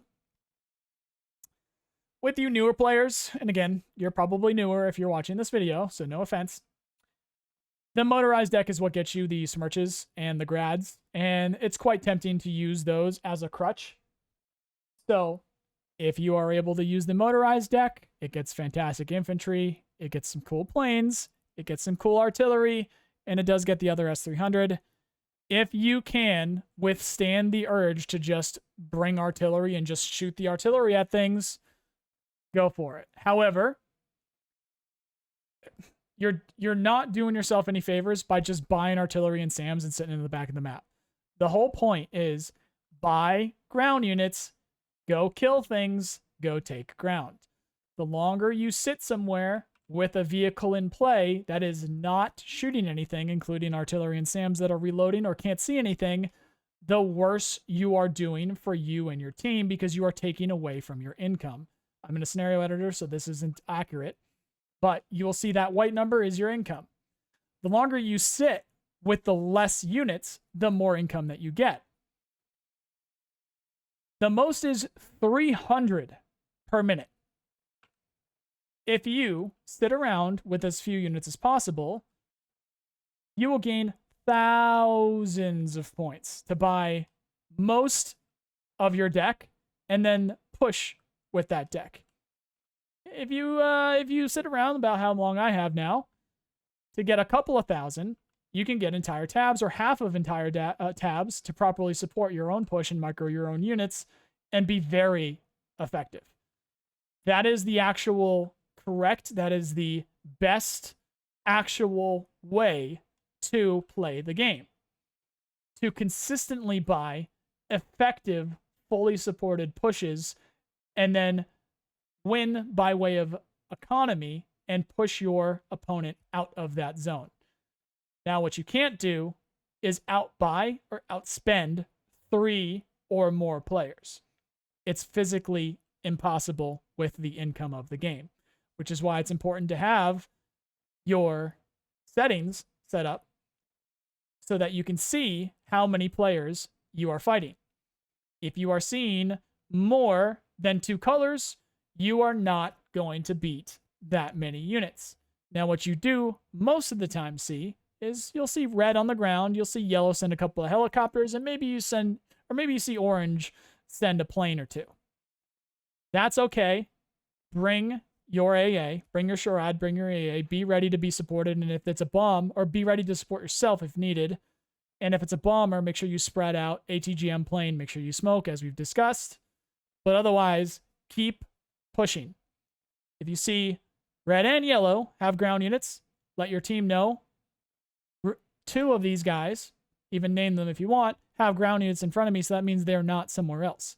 Hopefully, most, if not all of your team, your entire team, if you're solo queuing especially, is not going to speak English. So don't assume that your teammates speak English. Most of the time, they will not. So if you guys are listening to me right now and you're speaking English, that's most of the reason. Most of your teammates are not going to speak English because of the way they've set up this game. So just keep that in mind if people aren't listening or paying attention, but they could also be very stupid. So keep that in mind. If you see red and yellow, take it easy. Try and do what you can. Just know you're fighting multiple people. You see red, yellow, and orange, you need to back up. You need to do as much as you can to eliminate as much as you can. But you are not going to win that. If you see red, yellow, orange, and purple pushing you, especially on the ground, but most of the time coordinated, especially when you're fighting, let's say, red, and then you're going to see yellow helicopters, orange helicopters, potentially even magenta helicopters, and planes as well. You're not going to beat that. You're not going to win. All of your stuff's going to die. And what's going to happen is, especially in solo queue, is the people who, generally speaking, are insecure and most of the time very bad on the team are going to blame you, even though you probably already told them. And they're probably going to the stupidest part of the map, or also just using artillery, just using planes to get a bunch of kills in a short succession. Then either, if they go positive, or just get a bunch of kills, then use that as an excuse for doing what they're doing, being stupid, and not understanding how to play the game, not caring at all, just seeing things blow up on the screen. That is the reality. That is what you're going to run into constantly. And that is why I suggest that you try to join a Discord, whether it be the official Broken Arrow Discord or my Discord, which I will start now, trying to get people together to play and to teach so that people actually know how to play the game. So that's the reality. Pay attention to that. The proper way to set up a SAM system. If you are mechanized, you have the Buck M3s. Those are quite good as well. Make sure that you have something in front of them that is going to stop helicopters and intercept seed missiles. There you have the 350. You would ideally have something in front of it to be able to intercept missiles, both of which need to have the radar on in order to do that, by the way. So pay attention to that. The 350, you don't necessarily need supply, but it's going to be a good idea to have supply somewhere nearby. Same thing with the M3. You get, I think, 12 missiles, or rather 6. Apologies there. 6 missiles with the M3. So you can shoot those 6 and then go resupply somewhere else. But generally speaking, the things with the 4 or the 2 missiles, you're going to want supply either on it. Not too much. Don't put 17,000 supply on it. Put 4. Put 4 or 5 on it. And then pay attention. Come back and see how much supply is back there. Generally speaking, as long as you've picked the right location, this is approximately what you are looking at. You want something, ideally have your deck set up so that you have either a Marine or a mechanized other spec with you when you are motorized, so that you don't have to just focus on your OSAs to protect you. Have something like a Berryusa or a Tunguska there to intercept seed missiles or cruise missiles that are coming for you, so that you can keep your S300s going. If you are playing against an enemy that is intelligent, they will try to counter your SAM system with arty, so pay attention to that. Not just using seed missiles or cruise missiles, but they will use artillery, as I mentioned before. So pay attention to that. Same thing for your S300s if you are armored. Again, try to team it up with either a Marine or a mechanized so that you have something there in order to intercept the seed and the SAM, or the seed and the cruise missiles rather. But again, watch out for artillery and be able to move if you need to. That's what's nice about setups like these, is you can move around. Again, you don't need to bring supply with you. You can just have it somewhere nearby, and you can keep these moving every time they shoot.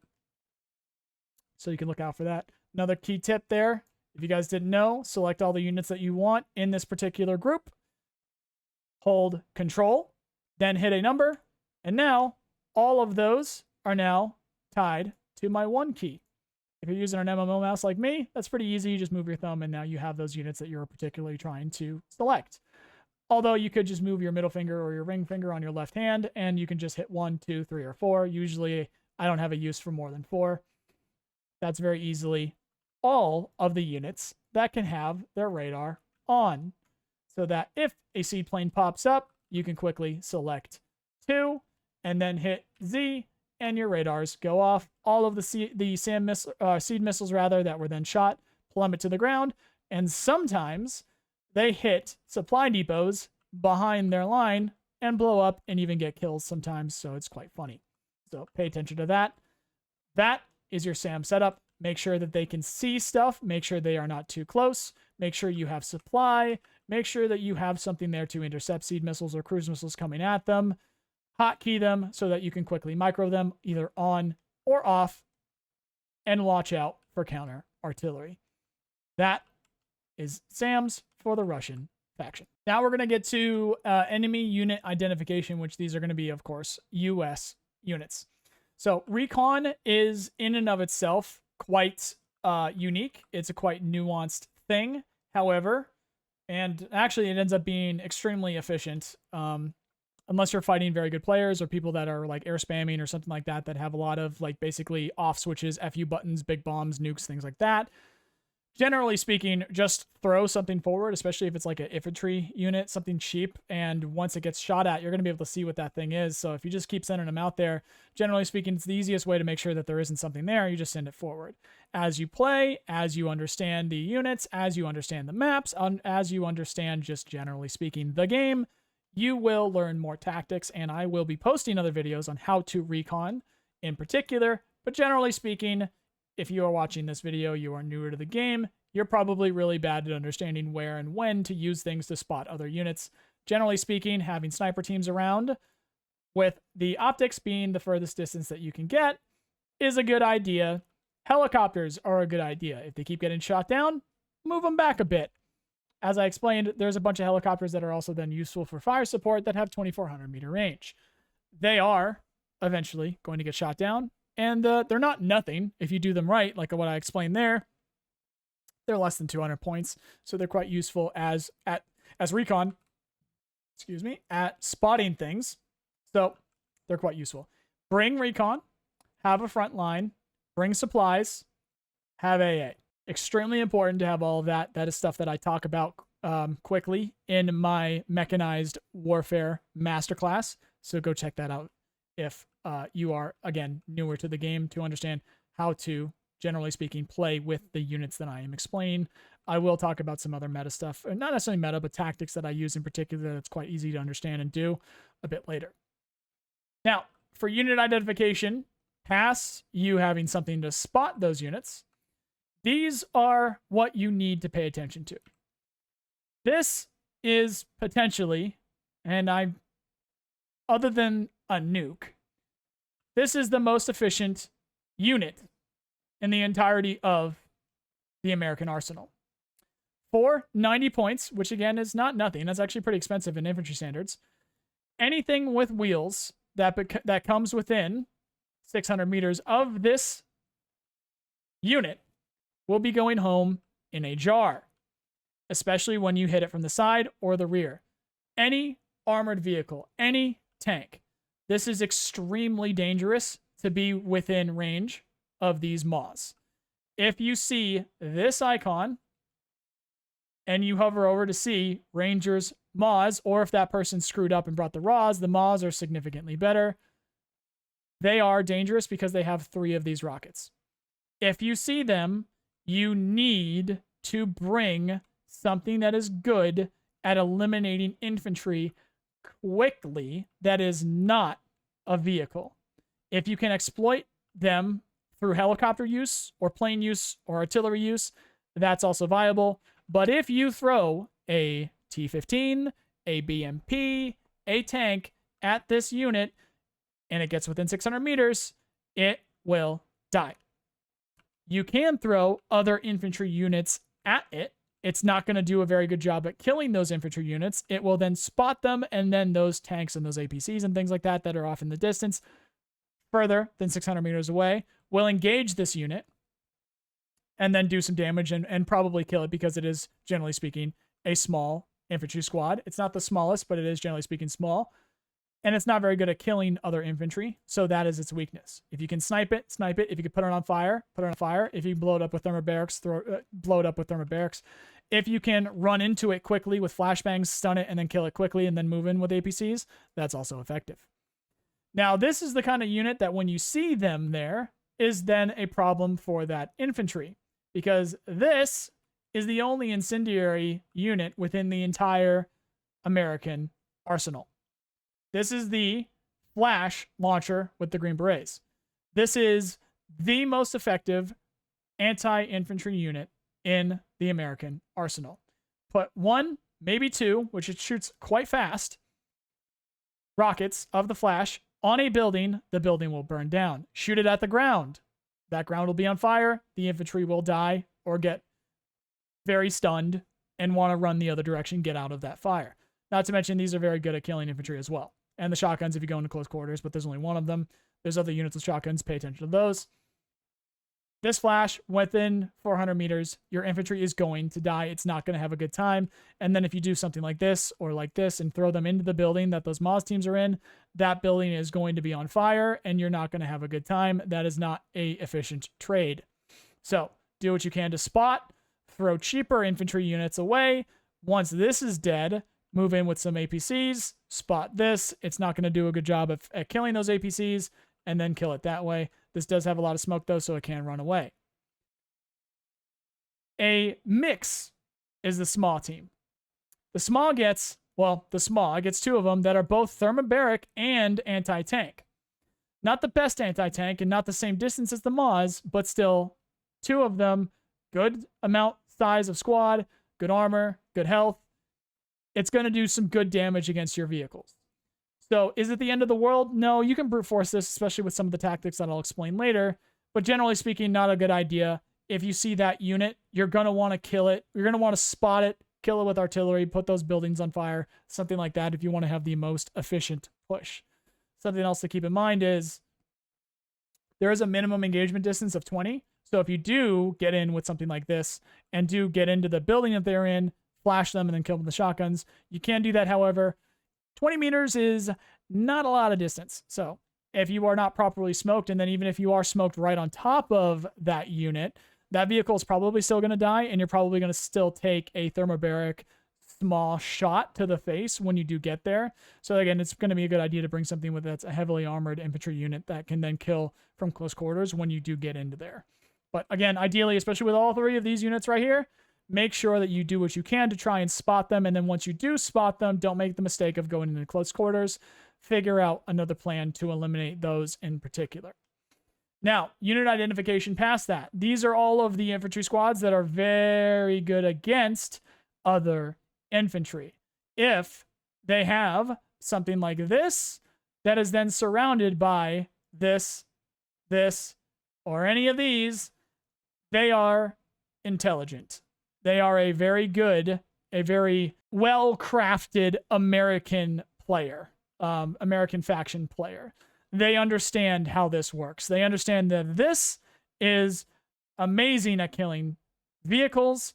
This is great at killing infantry. This is great at killing both. And generally speaking, if you do get mobbed by infantry, which is generally speaking a good idea in urban environments, these are very good at killing all of those infantry. Additionally, if you have your infantry, which we'll talk about here in a bit in terms of the tactics of that, and you have these around there, it is not a good idea to send your infantry into these.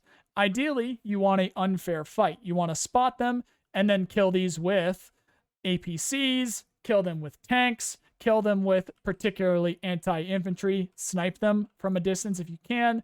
But generally speaking, if you get into close quarters combat with any of these units, with your infantry units, you're not going to have a good day. Particularly these, and these. These are okay. These are okay, generally speaking. These do not get flash grenades. They do not get shotguns, or rather, they do get shotguns, but there's only a 6-man squad, so generally speaking, you can go through them pretty quick, but still, it's anti-infantry. You don't want to do that. These have a lot of shotguns and they have the thermobarics. Same thing here. It's even a bigger squad. You get those with the strikers. The rangers get the thermobarics and they just get more and they get more health. So it's quite deadly. Same thing with the CQC raiders. They get a bunch of shotguns. Very deadly. Delta Force, extremely deadly. They get the flashbangs, they get the grenade launchers, and they get the extra damage with these rifles over here. In general, the pararescue, shotguns, flashbangs, good damage with the guns. Not a good time. So if you can spot these, try to put them on fire and try to eliminate them by other means. These are, generally speaking, the ones that are good at close quarters in general, but also have a anti-tank capacity to them. So these are Marines, Marine Raiders, Standoff, the Ranger RRC that are not the close quarters. These are the STT rather than not the pararescue. These are the Airborne NGWS or Next Generation Weapon System, and the Rangers, not the close quarters Rangers, which I understand they are a little bit of a different icon, but they are the same name. So pay attention to the icons here for both of these. Unfortunately, you don't get a difference with the CQC and the Standoff Delta Force. Yes, they get some better rifles. They're better anti-infantry in general. But generally speaking, just throw infantry at them, throw vehicles at them. Like it's not a big deal. They're actually not as efficient. They're good, but they're generally speaking not efficient. And the things that I'm going to teach you in a minute are not, there's not a problem to them. Not a problem for the standoffs. And they also don't have AT, so they're not a threat to your vehicles. These will be a threat at some capacity to your vehicles, especially these because they get a MAWS. These get a MAWS, and these get a MAWS. This gets a RAWS, which is not as good, but still good. The SCTs, these get particularly the Stingers. I forgot to mention that. If you see these wings, you're going to want to watch out with your helicopters. So if you're bringing in the helicopters, which can be effective to kill all of these if they don't have SHORAD up, these will do a pretty good job at not only being combative against being useful against the infantry, but also they do have the 4 Stinger Js, which will reach out to the 2,000 meters. Now, they only get 4, and generally speaking, your Russian helicopters will fight through that. So if you only see 1, send it. If you see 4, you're going to get some pain. You're going to have some issues, but maybe still send it. That's something that you'll have to eyeball. You'll have to get used to. But generally speaking, when you see these in particular, they also might be pretty useful for anti-infantry. Or they might also be pretty useful for close quarters anti-tank. So just keep that in mind. These in particular are your standoff anti-infantry in particular. These are quite dangerous right here because of the GLs. They will do a very good job of airbursting in general and killing the infantry units that are in the open, and even when they're in buildings, very good. The MG teams with the 50 cal is also quite effective. The Punisher grenade launcher, other than the flash, when people don't know about or how to use the Green Berets correctly, are going to be able to hit you from a distance with the grenade launcher. That's going to be pretty effective against your infantry in general. Not as effective as this, but generally speaking, it's going to be pretty effective. You'll need to watch out for that. And these sniper teams will have sniper rifles and marksman rifles that will pick off your infantry. So if you're moving in with smaller squads, they're going to have a very bad day against these snipers. So watch out if you do happen to spot these again. We have the STT, we have the troopers, we have the Mech Rifleman AA, we have the Ranger Stingers, and the Stinger team. The most effective are the STT, the Ranger Stingers, and I think, what are the Stinger teams? That's because these get 2 out to 1,800, not as big of a range, or not as far as a range, but still 2. So 2 is 1, 1 is none. So if they double up that, it's 4. Then these can reach out to, with the Stinger Js, 2,000. Same thing here with the Stinger Js with the STT, out to 2,000. The rest of these are going to be less than that. However, if you see that icon right there, that is indeed a Stinger. You do not want to push your helicopters into them. However, you are Russia. You can fly through them if needed. But again, priority, Ranger Stinger, STT, they're going to hit harder from farther.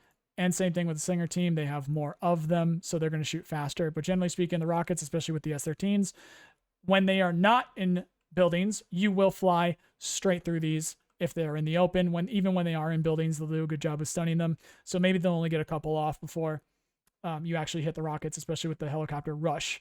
So again, another video with that, just something that you need to pay attention to and keep an eye on. This is your at a distance anti-tank. These are your ATGMs.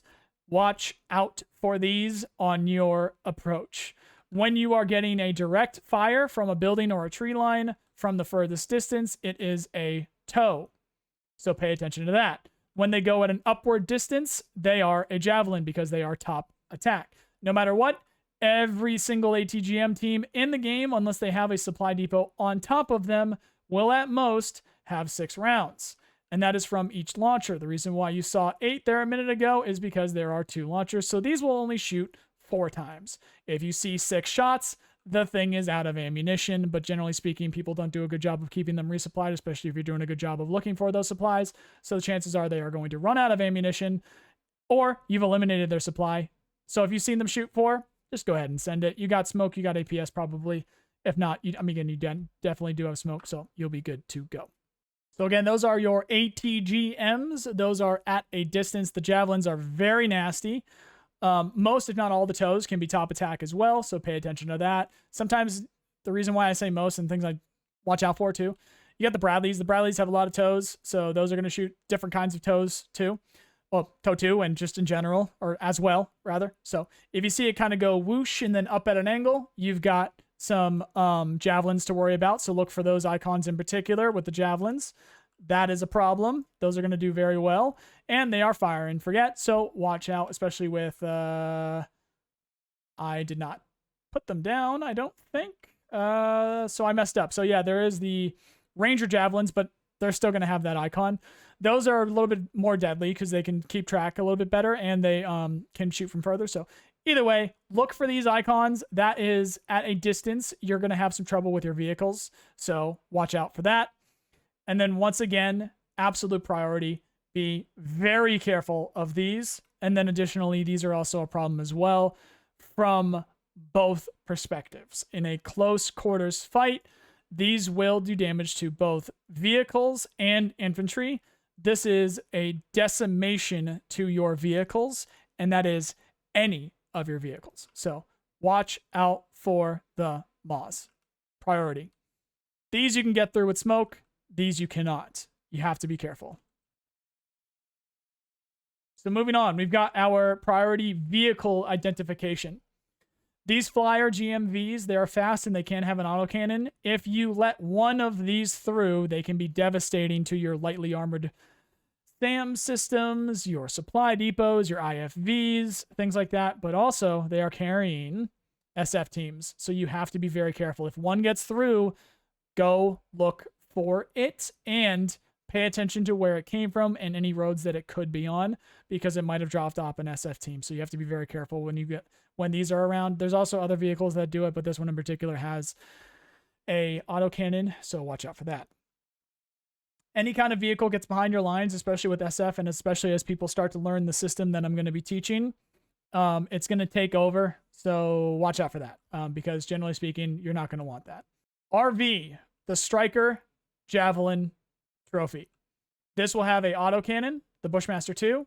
It'll have APS, it'll have OK armor, and it has a javelin. Watch out. Multi-threat, but lightly armored. Kinetically hit this, so that is with a autocannon of your own or a tank. Just watch out for the javelin. You're good to go. The ICV. These can have APS, solid armor, and a javelin. Javelins, very effective against your vehicles. Watch out. The AGL, very effective against your APCs, and that is all of your APCs, other than the Kurgnets and the T-15. All of your BMPs, all of your BTRs will fall to the ICV Striker. Believe it or not, this is through proper testing, and that is from combination of the stunning that you get with the Mark 19, sometimes killing with the lightly armored stuff, and the javelin. So watch out for this. Even if it is just bringing some troops up to the front, yes, it only has a GL, yes, it only has a javelin with 4 rounds, it will get you. Watch out. The Dragoon, no javelin. So less of a threat, only the Bushmaster 2, which can be a threat, especially if it's trying to flank you. So watch out. But again, the javelin is really what the problem is against your vehicles. Otherwise, especially against this, if you see Dragoon, send your APCs. Definitely send your tanks at them. Not a problem. Unless they get around you. Don't let them get around you. The Booker, with particularly the 50mm, do not let it get around you. It is going to do T15 things to you, and it's going to be doing things to you that you're going to be doing to people with your BMPs that I'll discuss later. Do not let that get around you. The frontal armor is enough to stop it against most things. Generally speaking, treat it like a tank. The T15 is going to bounce off of it. Send tanks at this. Send close quarters AT at this, as we will explain. Generally speaking, this is pretty devastating with its 50mm cannon, so be careful with it. AMPV. As I mentioned earlier, the previous tests had this vehicle without APS. Now it has 2 APS rounds, so it is better than the Bradley. It has about the same armor, but generally speaking, better. Now that I check that, it actually has much better armor in some cases. Has much better armor in some cases, although I don't think I have that one leveled up. Generally speaking, I do think that that's even if you do get it like fully leveled up. Maybe I forgot to fully level up that Bradley, but maybe I didn't. Maybe I'm misremembering. AMPV, either way, very strong. It is the best APC for America at the moment when you don't care about speed. It gets everything the Javelin gets, rather the Striker gets in terms of its capabilities of weapon systems. It's just more heavily armored and can carry more people. These are very effective. They only get 4 Javelins, so pay attention to that. If you throw away your cheaper stuff, make sure you smoke to try and dodge it. It's going to be less of an issue. The Bushmaster 2 will get you, especially with some of your APCs, so be very careful. Generally speaking, when you see this, treat it like a tank. And that is why I have all of these vehicles in particular in front here, because all of these vehicles treat it like a tank. Try to run them out of APS, as almost all of them have APS.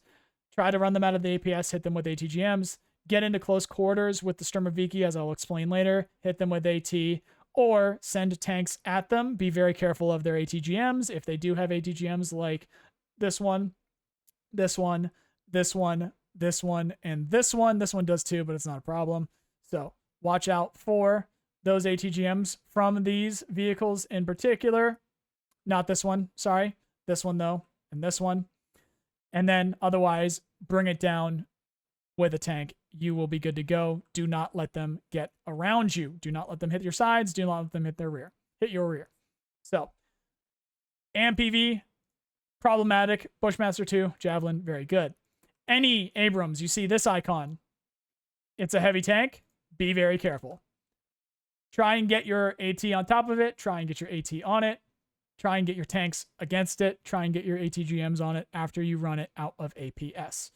Hard target, priority, watch out.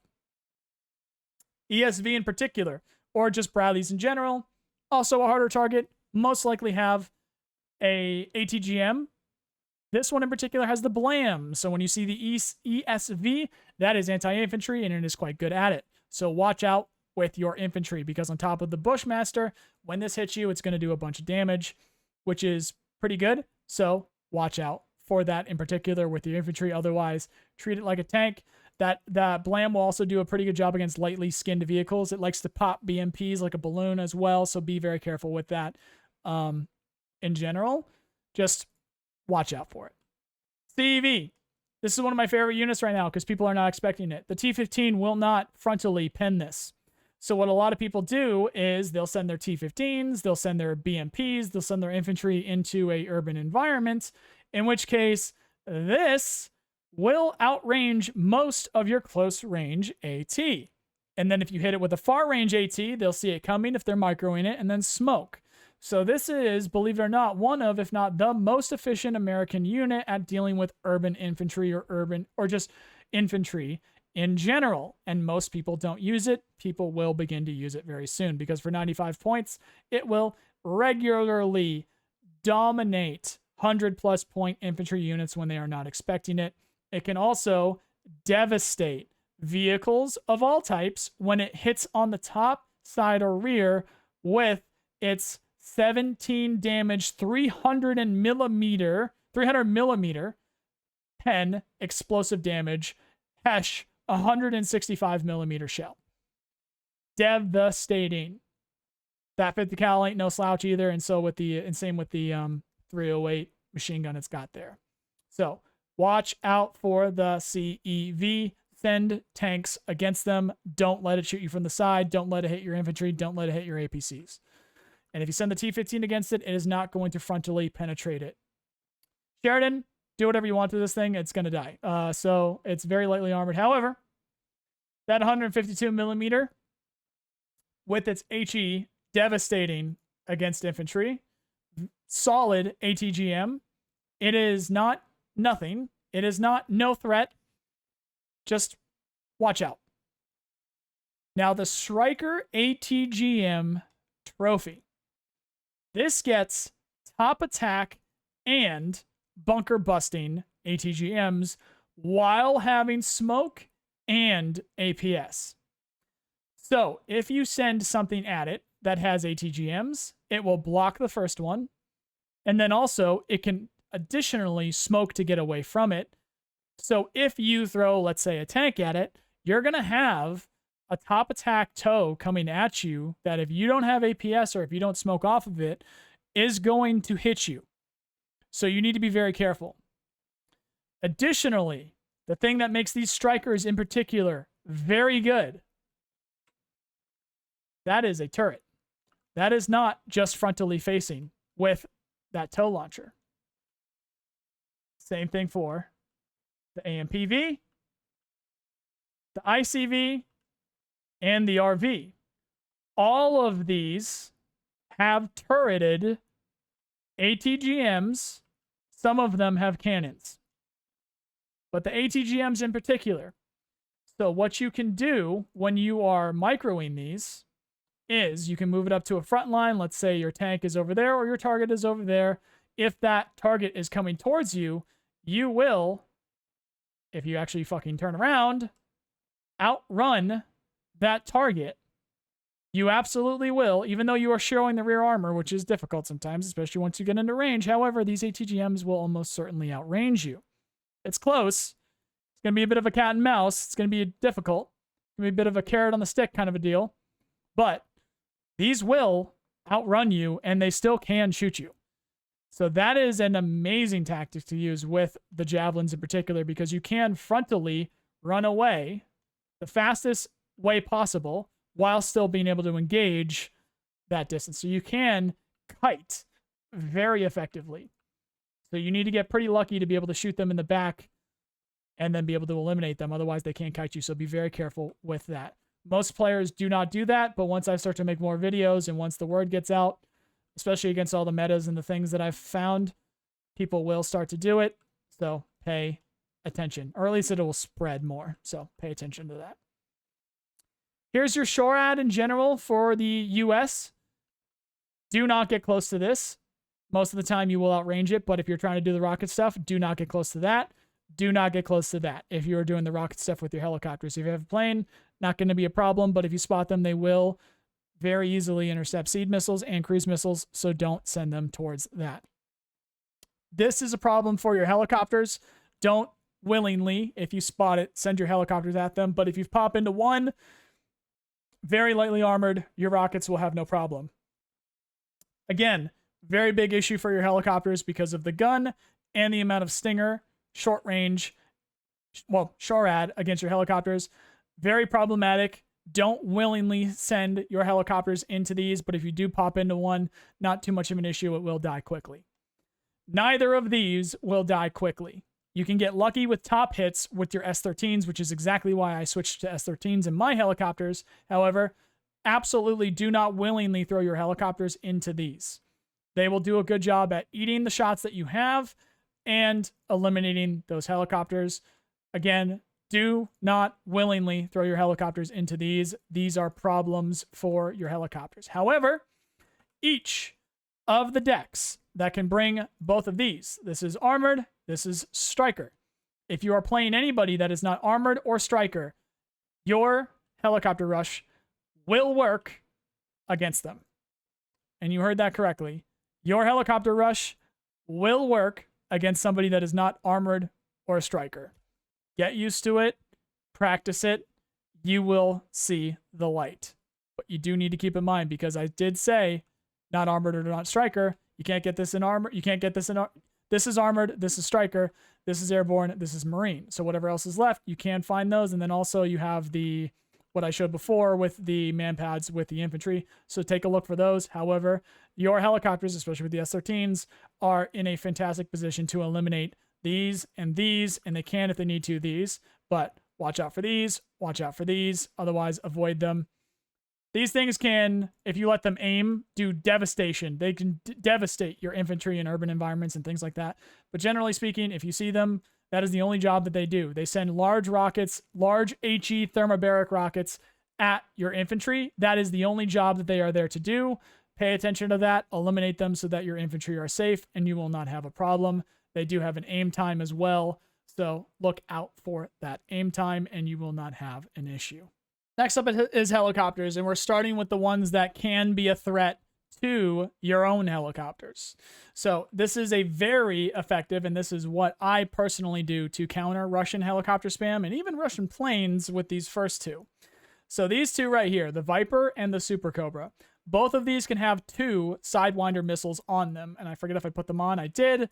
So out to 2,100 meters, this will do a very good job at eliminating helicopters and even planes, both of which, minimally speaking, will require 2.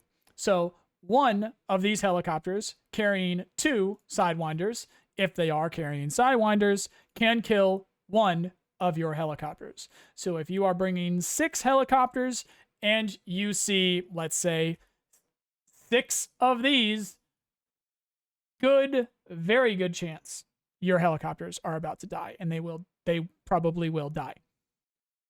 These are the most effective, quick AA in the game.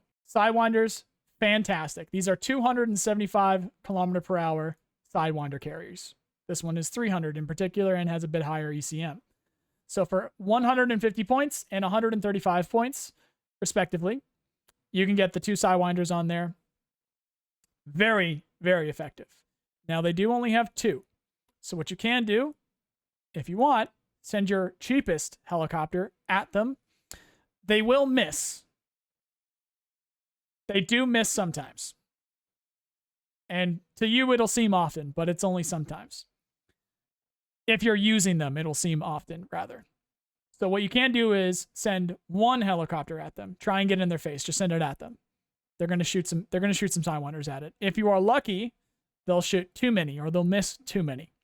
But again, you are paying attention to the 2 Sidewinders that each of these hold. Once those are gone, go for it. Now, the 20mm cannon that both of these have is very good. They will chew you up. They only have 10 armor, so they are paper compared to your 30 armor. However, generally speaking, the aim time and the accuracy and the sustainability of what I've seen from these cannons like to eat up the Russian helicopters. You need to be very careful. So ideally, if you see either of these, don't send your helicopters at them. If they chase you out of an area, or if potentially you've brought some helicopters somewhere and then you see these off in the distance, they know what you're doing. Call it off. If you see this, it's probably too late, especially when they're the Sidewinder carriers. So I didn't actually set this up in the scenario editor, but I think this can carry like something insane, like 12 or 16 Stingers, which don't have the same distance, but they don't have the same hit, but it's fucking 12, and it has the 10% ECM. So it's a bit stealthy too. So sometimes it gets hit, sometimes it doesn't. But if you are doing the thing that I've explained to you with just keeping the rockets on, you don't really have a fix for that. Its cannon is also fantastic as well. That 20mm cannon is fucking fantastic at eliminating helicopters and lightly armored targets as well. So unless you can get something on these 3, you've got a problem. You need to run away. But generally speaking, it's actually all of these. So these are the best against Russian helicopters and even planes. I use them regularly. I'll talk about that in my own American meta video and the system that I'm trying to teach people on how to actually play Broken Arrow and get very good at it. This, generally speaking, I do not put my Sidewinder, I do not put stingers on these. I keep these as cheap as possible and use them as throwaway. But again, I'll explain that as in my system. But if you do watch, or if you do see these in the distance and you see them beelining it towards your helicopters, assume it has stingers and get out of there. Exact same thing with this, exact same thing with this. The good thing about both of these is that they're absolute paper, especially with the killer egg. This has ECM and flares. This does not. Anything that you shoot at this, whether it's a manpad, anything that can hit a helicopter, will hit this, and it will kill it. So that is the major downside with killer eggs. If you guys are playing America SF and you have your stingers rather on your killer eggs, that's okay until you fight someone that actually understands how to counter them and prep the airspace correctly. So if you're like me, or if you are understanding the game at an actual proper level, you will know the weaknesses, which there are significant and easy to handle weaknesses with each of these. As I already explained, you only get 2 Sidewinders each. You only get 2 of these per deck in general, and it's paper. It's only got the 10 armor, so you can handle that quite easily. These are paper. Generally speaking, I think you can only get 4 or 8 Sidewinders, or I keep saying Sidewinder when I mean stingers. Stingers with these. Generally speaking, you see a couple of them, not a problem. Just send your helicopters forward. They'll miss a lot. They'll get through. With all of these, if you have 250-point MiG-29s, for instance, with R-73s, or potentially something out there with the R-60s or something like that, the anti-helicopter missiles, none of these stand a chance. All of these are dying. Gun run with close quarters missiles, yeah, you guys are going to get a couple kills, which is why these are great. These are the biggest threat. But all of these, they're not surviving that, or they are running out of ammunition, and then you don't really have a choice there. However, again, remember, the guns on these are a problem. So particularly against your helicopter rush, watch out for these. If they are beelining it towards you, if you happen to see them in time, get out. They are coming to kill you, and you do not have an efficient way of killing them. Now, other ID. Let's start with these. If you see these, they are bringing troops or supplies somewhere. If you have an artillery player or you have some of your own, get within range, pop a couple of shots at where these happen to land. You will see a big cook-off, potentially even a couple of skulls pop up right after they land, because they are almost certainly dropping supply on top of whatever infantry or small vehicles that they are dropping with those. So pay attention to those. These can do both. These transport infantry and drop a little bit of supply. Generally speaking, if you see them drop, they almost certainly are dropping infantry, so pay attention to that. You can do the artillery thing if you want, because chances are they're also dropping them. The thing in common with all of these, though, is they just have the guns. They have their door guns, or some kind of, if you're the Osprey, you have like your penis gun or whatever the fuck. It's like a belly gun kind of a thing. I call it the penis gun because it's out the belly. These do the same as these. However, the DAP can't bring supplies, but it can bring a 4-man squad, and it can have Hellfires, Stingers, the 30mm cannons. They can have daggers. They're very effective with their 25% ECM as well. Very good. And their 2000 optics range. My system and my way that I play with the United States, you're going to hear about that with that. And also the SOARs in general. The SF deck is amazing, and it's really good for the game in general. We'll talk about that when we play the US. So, again, you see either of these dropping. They are almost certainly dropping troops. But again, whatever they are dropping, you should pay attention to that. But also when they do come back up, you do need to watch out, because they could have rockets, particularly with this one in particular. They can have very dangerous rockets and even Hellfires, which is the ATGM that you want to worry about. This, again, rockets you want to watch out. Neither of these have guns or can carry supplies. So if you see these drop, they are absolutely dropping an infantry squad there that is probably stealthy. So pay attention to that and go find out what's going on over there. If you see any of these, your vehicles, and coincidentally, also, if they are carrying rockets, which most of the time they are, and if you, again, are playing the US, you should have rockets with these vehicles, or with these helicopters in particular, to handle infantry. You are in danger. You must have a Pantsir, a Cessna, a Tor, something like that can reach out to at least 2,200 meters to eliminate these helicopters in particular. If you do not, they will have their way with you. If you are lucky, this person is very bad. It does happen a lot. A lot of players are like, I'm in an Apache, fuck you. And they will fly over you and you have your autocannons, which I will explain later. If you are somewhat close to any of these flying vehicles, any of these helicopters, with any of your vehicles, again, any of your vehicles with a autocannon, go at them.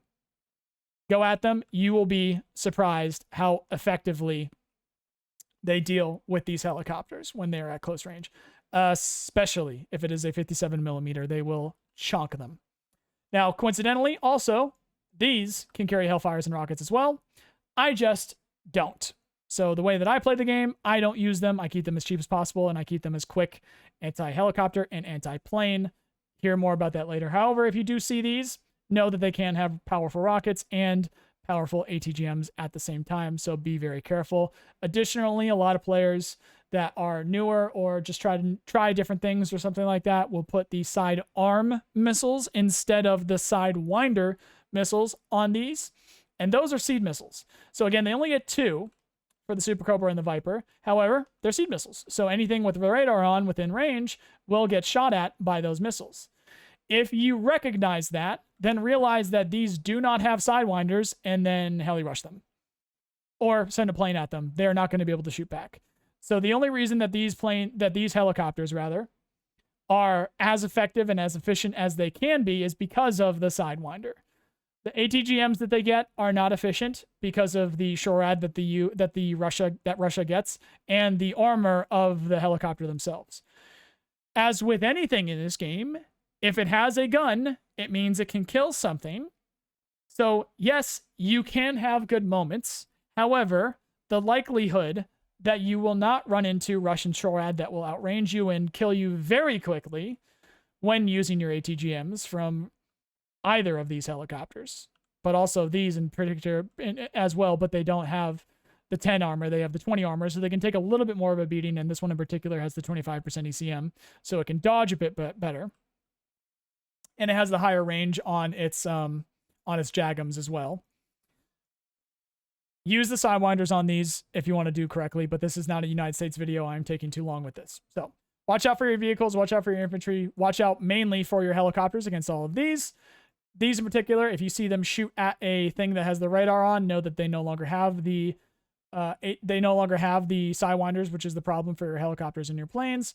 Go at them. However, they might have the ATGMs. So one tell-all thing that I keep forgetting about, just zoom in. You can tell this doesn't have the sidewinders or the sidewind, or the sidearms or the sidewinders. These just have some tow missiles and the rockets. So otherwise, get your SHORAD up there. It'll probably outrange that. You'll be fine. That is the sidewinder. I want to be careful. And this does have Hellfires and rockets as well. Want to watch out there. So remember, you can zoom in. I regularly forget myself. So those are the United States helicopters that you should watch out for. Supply, maybe some troops. Hit it with artillery. Most likely supply, or most likely troops, but maybe some supply as well. Try and hit it with artillery from either. Only dropping troops. Maybe dropping troops. Maybe dropping supply with the Venom. But both potentially dangerous because of rockets. This one because of Hellfires. Watch out for Hellfires. Watch out for fire support. Watch out for Hellfires. Watch out for fire support. Watch out for sidewinders. Watch out for everything, actually, and be careful if you see it. In general, this can also carry Hellfires. This can also carry Hellfires as well as Stingers. This can carry Stingers as well. Just be careful in general, but generally speaking, you are Russia. You have SHORAD that outranges all of this and is very devastating to all of this. So have some around and you're good to go. Next up, we have more of the supply tab, but we have the SAMs and we have the trucks. So if you see any of these, know that it is almost certainly involved with the dropping of supply. So let's say you see a Hemet go into a tree line. This is better, like this. And then you see it very quickly. It'll probably disappear about now. Just either go out the other side or go back out the way that it came. What it just did there is drop either supply or infantry or both right there. So hit it with artillery.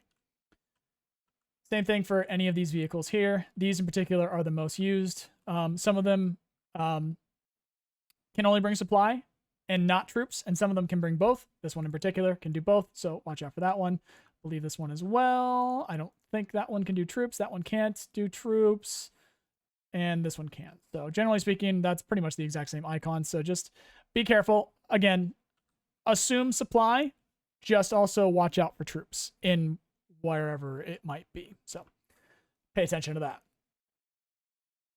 None of these can shoot helicopters. When you see them, ideally, hit them with artillery. If you happen to spot one in some capacity, hit it with artillery. But these cannot engage helicopters. If you see Patriot, it cannot engage helicopters at all. Send your helicopters towards it. It is not SHORAD. It is strictly just for planes. This can kill helicopters if it has sidewinders. So if you zoom in and you see little missiles there, between those big missiles, it can engage helicopters, but it only has 2. I don't think I have ever seen a slam ram kill a single Russian helicopter because of the ECM and the armor. If you see these, they are no threat to helicopters whatsoever, and they're kind of not a threat to planes either. But anyway, all of these are anti-plane. If you see them, they probably have a supply depot nearby, but they also are probably not going to be moving unless you do something to make them move. So if you grab some artillery and hit them, they will die. It'll probably cook off the artillery. If you send cluster at their general area, it'll do a good job of killing them and also set off the supply. Just pay attention to it. Try and get as close as possible. However, again, you can send helicopters at them. They are not AA. And try to let your team know if you do eliminate them, because they're pretty important for stopping your air power, which is pretty significant in this game, especially as Russia. These are your MLRS, multiple launch rocket systems. These are devastating priority targets as well. So in my gameplay system that I'm calling it my system, the priority is right in front of you. Priority is supply. If things do not have bullets, they cannot shoot you. These don't move, and almost nobody moves them. If they would like to start moving them, that is micro that they need to pay attention to. Everybody that I have talked to so far says, so just move it. It's very easy to say when you're not in game. You can move it over here, but who's to know whether you remember to turn the radar on for that, or whether you remember to have it unload. Or maybe you don't actually have control over that road, or maybe the pathing messed up and you weren't paying attention to it, or maybe you held shift and now you moved it to the front line. Anything that involves extra micro is good when you make your enemy do it. That is good. Make them panic, make them flustered, put them on the back foot, keep them moving. If you see supply, eliminate it. If you see a SAM, eliminate it. If you see artillery, eliminate it. That stuff seems obvious. However, it is the priority of your artillery. We'll talk about that in a minute. And again, that is a very significant portion of my system when I'm teaching people how to be very good at this game and how to improve at the game. These are your priorities. Supply, SAMs, well, SHORAD as well, but also artillery. These bring the supply. That is the supply. These are your SAMs. That is your artillery that you should be worried the most about. Do not hit infantry on the front line. Don't hit tanks on the front line. Don't hit ICVs on the front line, or IFVs on the front line. That might sound weird to some of you guys, but do what I am saying and watch what happens. Focus on supply, focus on SAMs, focus on artillery with your artillery. If there is something on the front line, send your own units to go and kill them. And then watch what happens when that person doesn't have SAMs or artillery or supply to be able to reinforce them even if you do die. So, very basic concept. There's a hell of a lot more to it, but just keep that in mind. There's your priorities in general, and also the things that you need to watch out for in a supporting role. I realized I didn't have conventional, what I call conventional artillery and mortars in that stack there.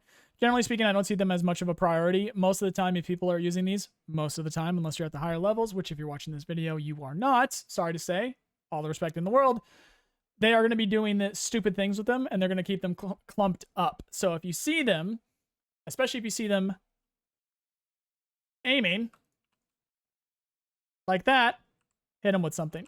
As I mentioned before or after, I actually don't know how I'm going to end up editing this video. Use the TU-22 on those. Otherwise, try and get some of artillery on them if they're doing a good job of cueing their movements. They'll keep them moving after they shoot, so it's going to be difficult for you to do that. That's why air power is the best at countering ground-based artillery, especially when you're playing good enough players that move and cue their movements. Most of the time, most players are stupid. They will keep them in the exact same position most of the time on top of supply and even on AA and things like that. So try to counter them with your own artillery and otherwise try and get some air support on them, or just keep moving your frontline units and move your frontline units to them and try to do some flanky stuff. Generally speaking, I don't have an issue with this. Do I still die sometimes to artillery? Of course I do. But generally speaking, their wider effect on the game is nothing too significant when you know how to outplay it and when you know what actually matters in the game. Welcome to the TLDR and or meta and or my playstyle and my tactics portion of the video. Now, if you have any questions, I covered it. Whatever the question might be, I covered it. Trust me. You just didn't watch that part of the video. So go ahead and ask him in the comments anyway. Or ideally, come by a stream. But understand that I am not kidding when I have thought of everything, when I have a reason for everything. I am completely addicted to this game. I've spent way too much time in the scenario editor, and I've played now several, I've probably coming up on 1,000 games, actually.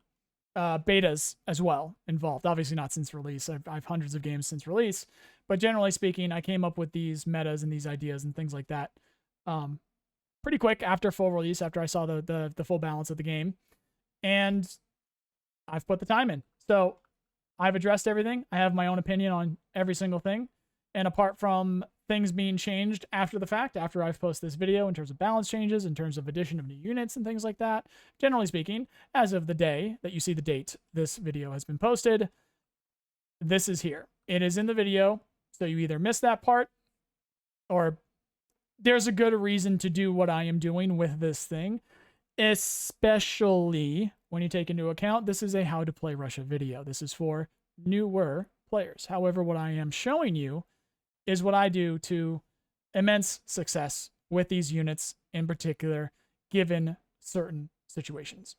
Now, as a newer player, a lot of your problems come from information. When do I do what, how? It's a lot of units. It's a lot of things to worry about, as I have already gone over in this video. And if you do need to recap that, I actually did unit identification for your biggest threats as the United States.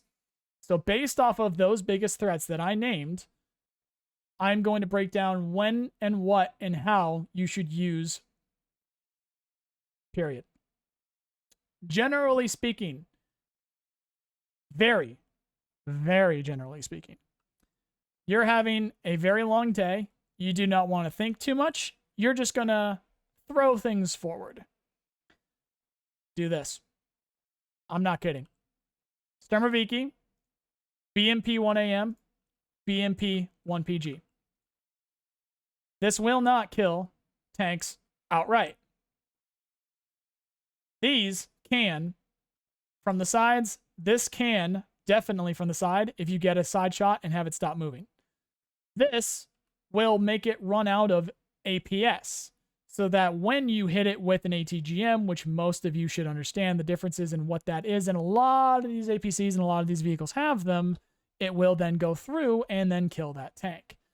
So generally speaking, when in doubt, you're having a brain fart, you just need to buy something and you really have no idea what, If you have 1,500 points and you don't know what to buy, you are running out of time to the point of it becoming efficient for you to float that many points and then buy units. And then all that's going to happen is you're going to get even more flustered once you have all those units in play, because there's just going to be too much going on. And you are going to get you're going to get bombed and potentially even nuked. So ideally, if you are in that position, once you get to around 500, once you get around to 600 points, just throw this stuff at stuff. And then you are probably already going to have another unit in mind, whether it be a tank, a helicopter, another infantry unit or something in mind to do whatever you want to do, whether it's kill another infantry unit, kill a infantry unit, kill a vehicle, kill a... Well, ideally, this is not for helicopters. If you do get close, if a helicopter gets close, this will kill it. That cannon will kill it from close quarters, so try and get it behind a building. But generally speaking, this is on the ground combat side of things, which additionally, if you do need extra help with ground combat, you do need to go check out my Mechanized Warfare Masterclass video. It's 2 hours long, explains everything that you need to know when it comes to ground pounding.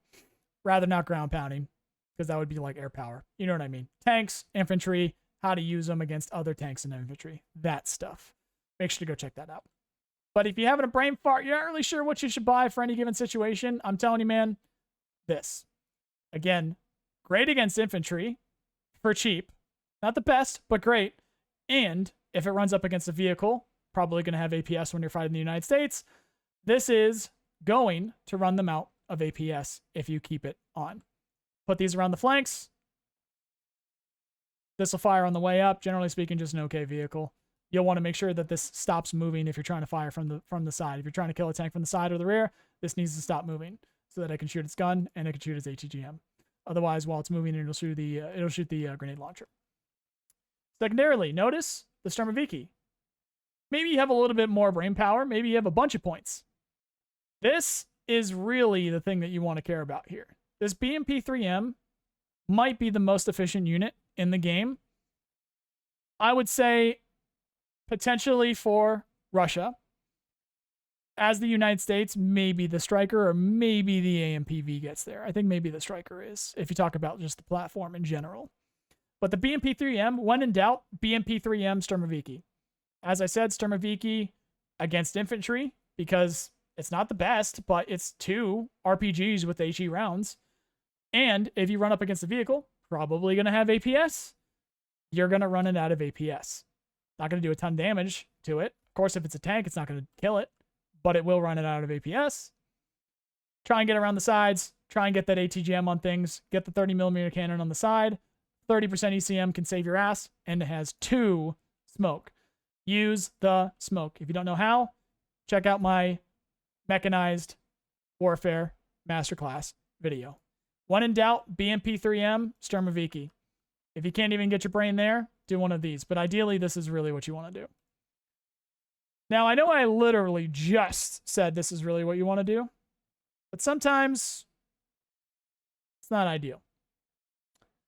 When you have full brain capacity to spam and to micro your units, this right here is devastating.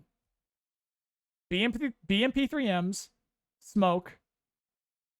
Do what you can to not get hit by ATGMs. Do what you can to not get hit by tank cannons or other APCs with autocannons. Use your smoke, use your speed to get these as close as possible to whatever.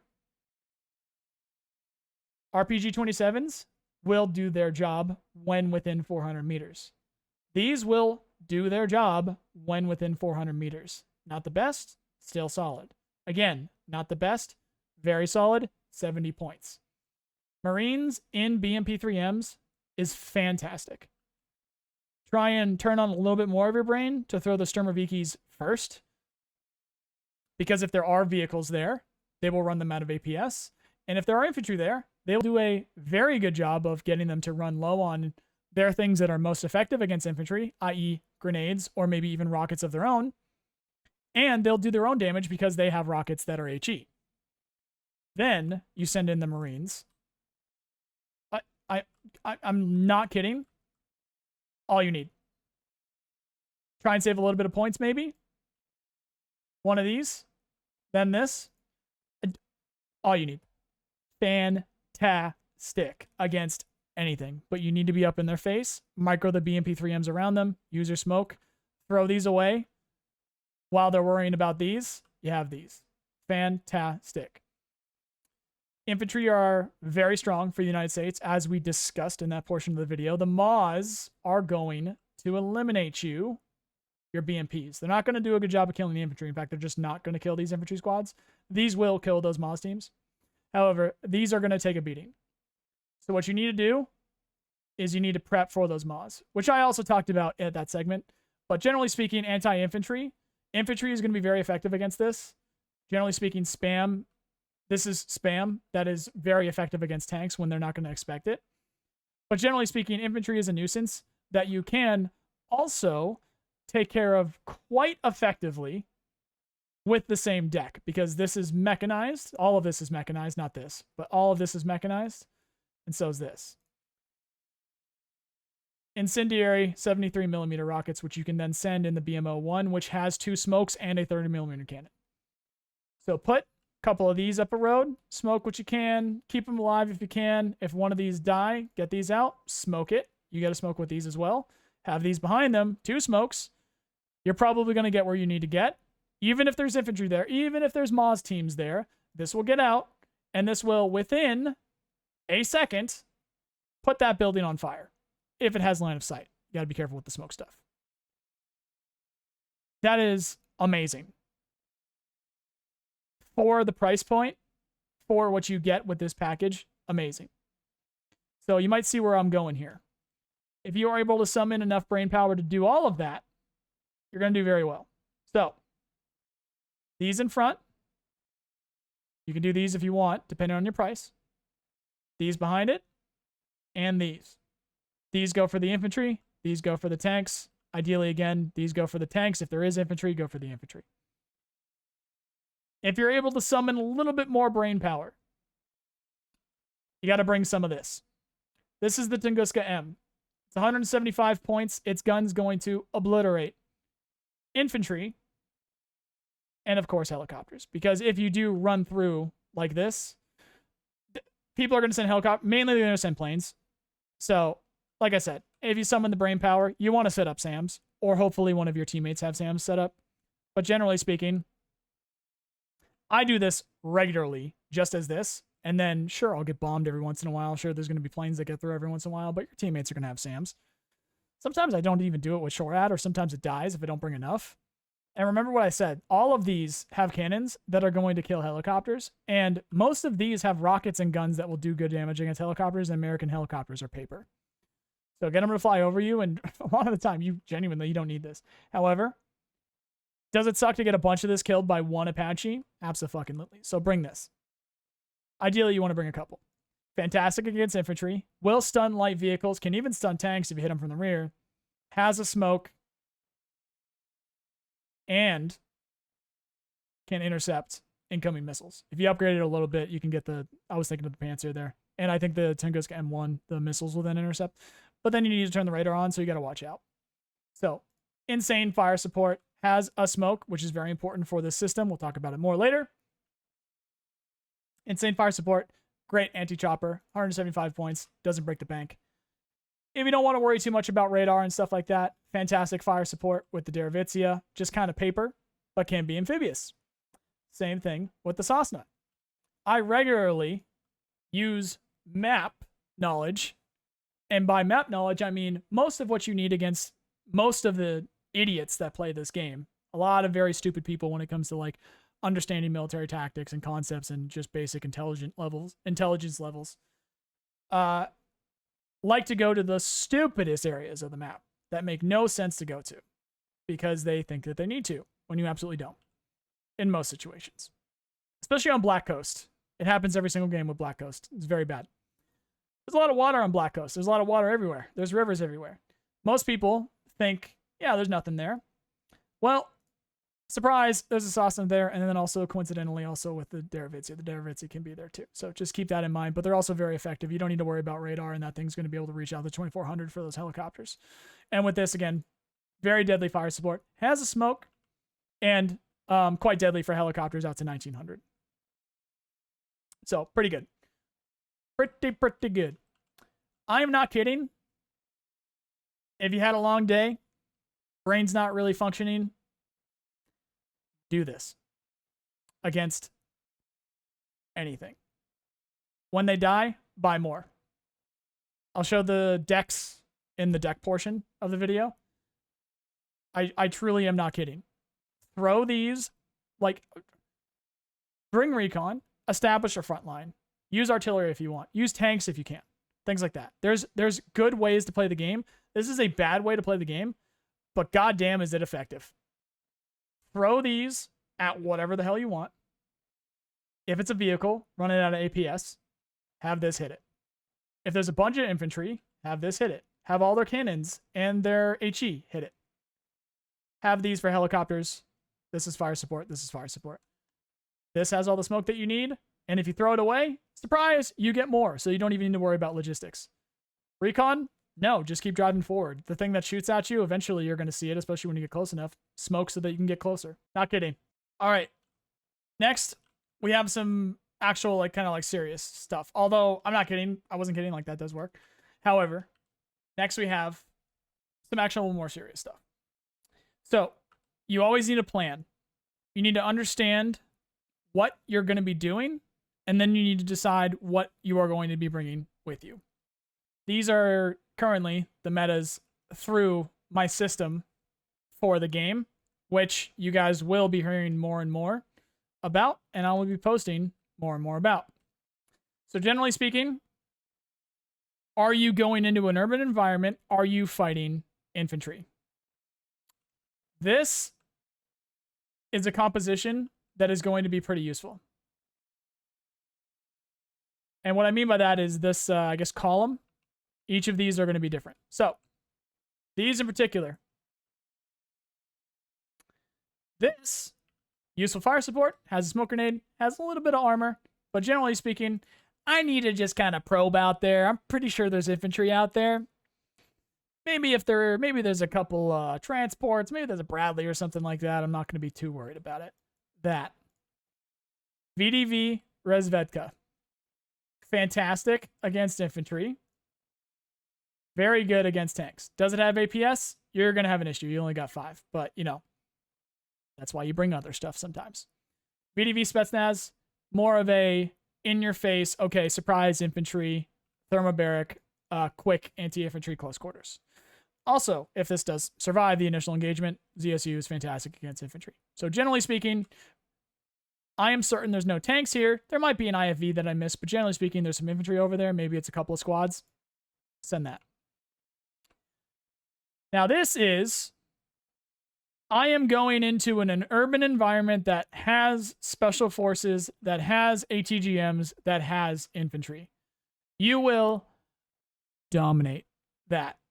And every single one of these, oh, and also one thing to mention too is this is all just the airborne deck. So you can do this as, if you have airborne as part of your deck, you can do this. If you are armored, you're not seeing too many tanks. Maybe you're fighting like a striker marine kind of thing. Lots of infantry, urban environment, maybe just built up in general. You will annihilate that. So first things first, you've got the flashbang shotgun Sturmoviki in the BMOT. This might be the incorrect BMOT. Actually, I'm not sure if that's the right price point or whatever, but it's the maxed out BMOT. I very rarely don't use things that aren't. What am I saying? I very rarely use things that aren't maxed out. The Tunguska is one of those things because it's just good enough. You're going to be close enough in most situations, and you want to try and keep it as cheap as possible. But anyway, so BMOT maxed out. You have the flashbang shotgun, Sturmoviki inside of those. Those are your front line. You YOLO fucking rush those at the closest set of buildings that have infantry in them. What you are not doing is hitting those buildings with these yet. You are hitting the other buildings. You need to pay attention to that. Because the thing that makes these important, the thing that makes these strong, are the flashbangs and the shotguns. You need to be in the building that infantry is in order to make the most use and to have this be as devastating as it can be.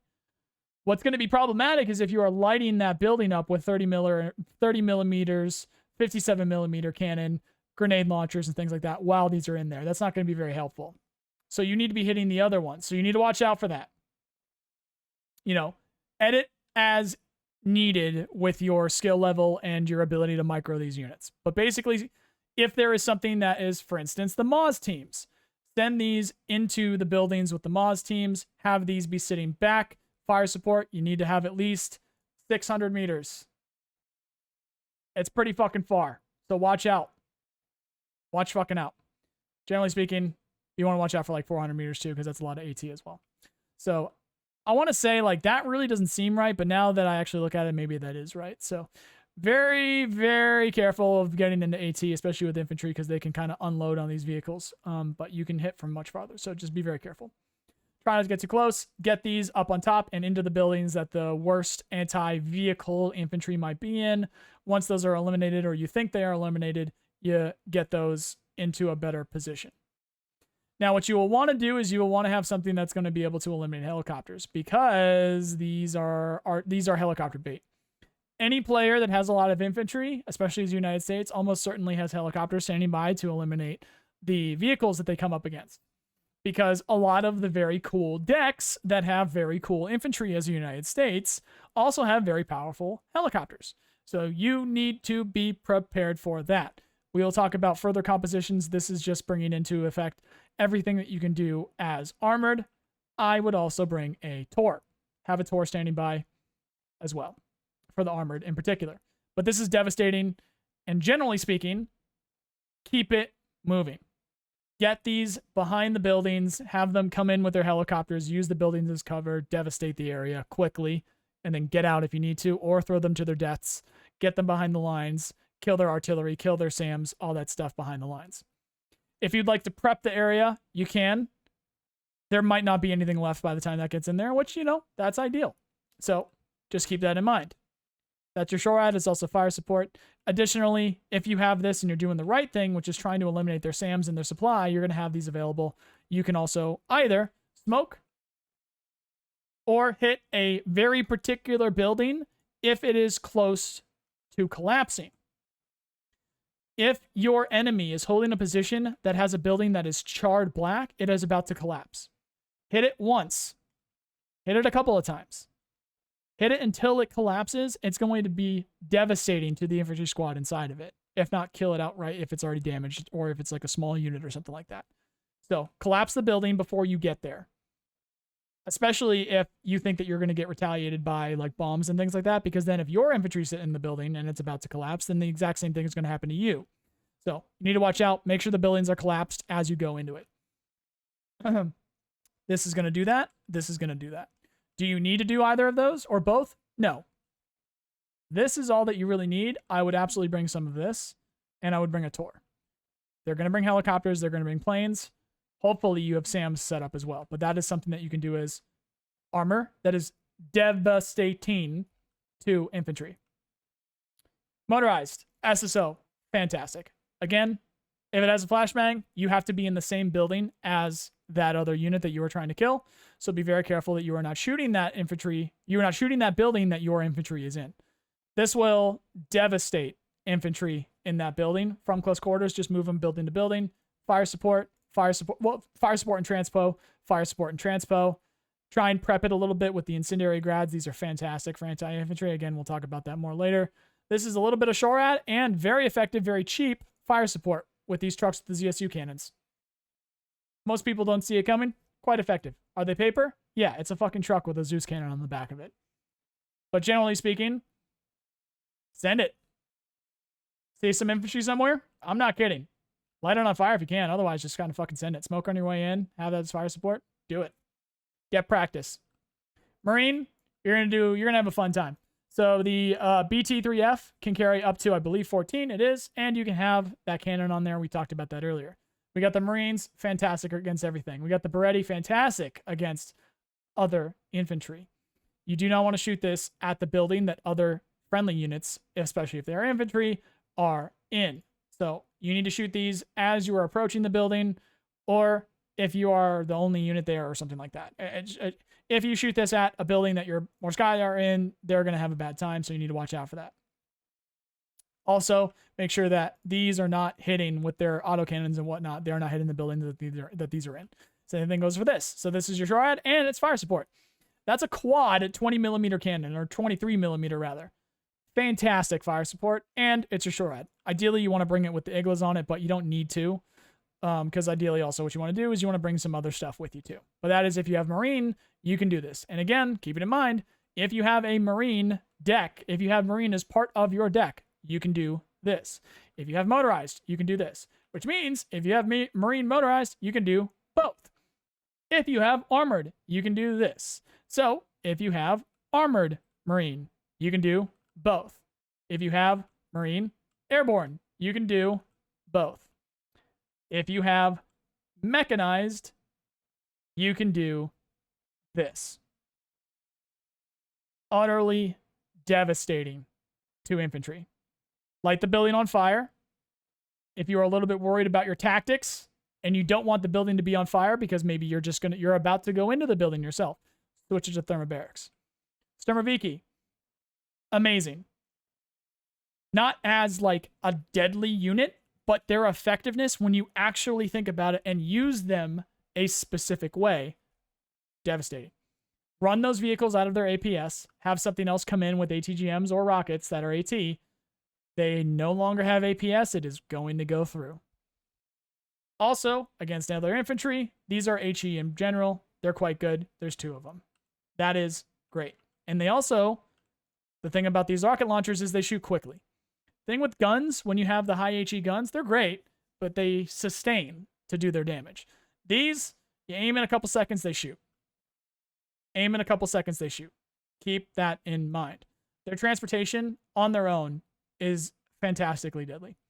Both of these MTLBs, I think this is just the transport. Right. So this one, you can put a BTR cannon on top, and it can carry supplies and 12 troops. This one, no supplies. This is the one that you get from the infantry tab in particular. This is the transport. No supplies. Can carry 8 troops, but you can put the Gish cannon on top, or the Zeus, and have Eagle ends on top of it. Great, great vehicle. Apoka, BMP-3M. Fantastic. Fantastic anti-infantry. Great anti-infantry. Solid anti-infantry. You got some Cornets with you. A bit cheaper. Good anti-infantry. Good anti-tank. Great fire support, generally speaking, anti-infantry. Solid anti-infantry. 2 smoke, 30% ECM, amphibious. Put them everywhere. 1 smoke, 1 30mm cannon. Can eat a couple of shots. I don't think I actually did a good job mentioning this earlier. Every single one of these will take at least 2 shots of something. There are no 1-shots in this game unless it's like a bomb. So Abrams or 6 Abrams that you are sending these towards, all of those Abrams, it will need to be hit. This will need to be hit twice. That will need to be hit twice. That's 4 of those Abrams that will need to then focus on these. The other 2, if you have, I don't know, fuck it. Let's say you look at the 3rd or whatever. You're going to make it across, especially when you're using your smoke effectively as well. You're going to make it to those tanks alive, or you'll die and then offload these. Insanely. Well, in this case, we're using anti-infantry. I'm getting a little ahead of myself there. This is still anti-infantry. So you're going to be able to drop these off in front of, in the face of those infantry. Which in that case, this is going to be like the Moz teams and stuff like that if you want to do it that way. But also these other 2 smoke. This can fit the 4-man teams, so you can do the Ogmashiki with that. So spam these, have these in them. Have this as fire support. If you want to prep it, you have these fantastic against anti-infantry. Collapse the buildings so that they don't collapse on you, and they potentially might even do most of, if not the full job for you, because a lot of people are not paying attention to the buildings collapsing. SHORAD and or fire support. You're going to want to bring some. One Apache is going to do a pretty good job at eliminating these. But again, all of these have 30mm cannons. So get them behind buildings, get them, well, 57 on this one. And this one's got iglas too. So get them behind something. Actually, this one doesn't have a 30 millimeter. This has the GL and this has the machine gun. So not ideal against helicopters with this, but let's be honest, that'll probably be dead by the time those helicopters show up anyway. So not too much of a problem. So fantastic setup right there for anti-infantry. Keep that in mind. If you are mechanized, marine, motorized, armor, airborne. That is anti-infantry. Mix and match how you want. My personal favorite, if it is a hardened position, is marine armored. If not, just generally speaking, and one of my favorite decks right now for Russia is mechanized marine. You can't really go wrong with this stuff though. Especially when you use your APCs effectively, it's fantastic. So, moving on to anti-tank. So you're running into armor. I would also include Strikers and Bradleys in this. Obviously, if there's like a bunch of tanks around there, you kind of need to be very careful.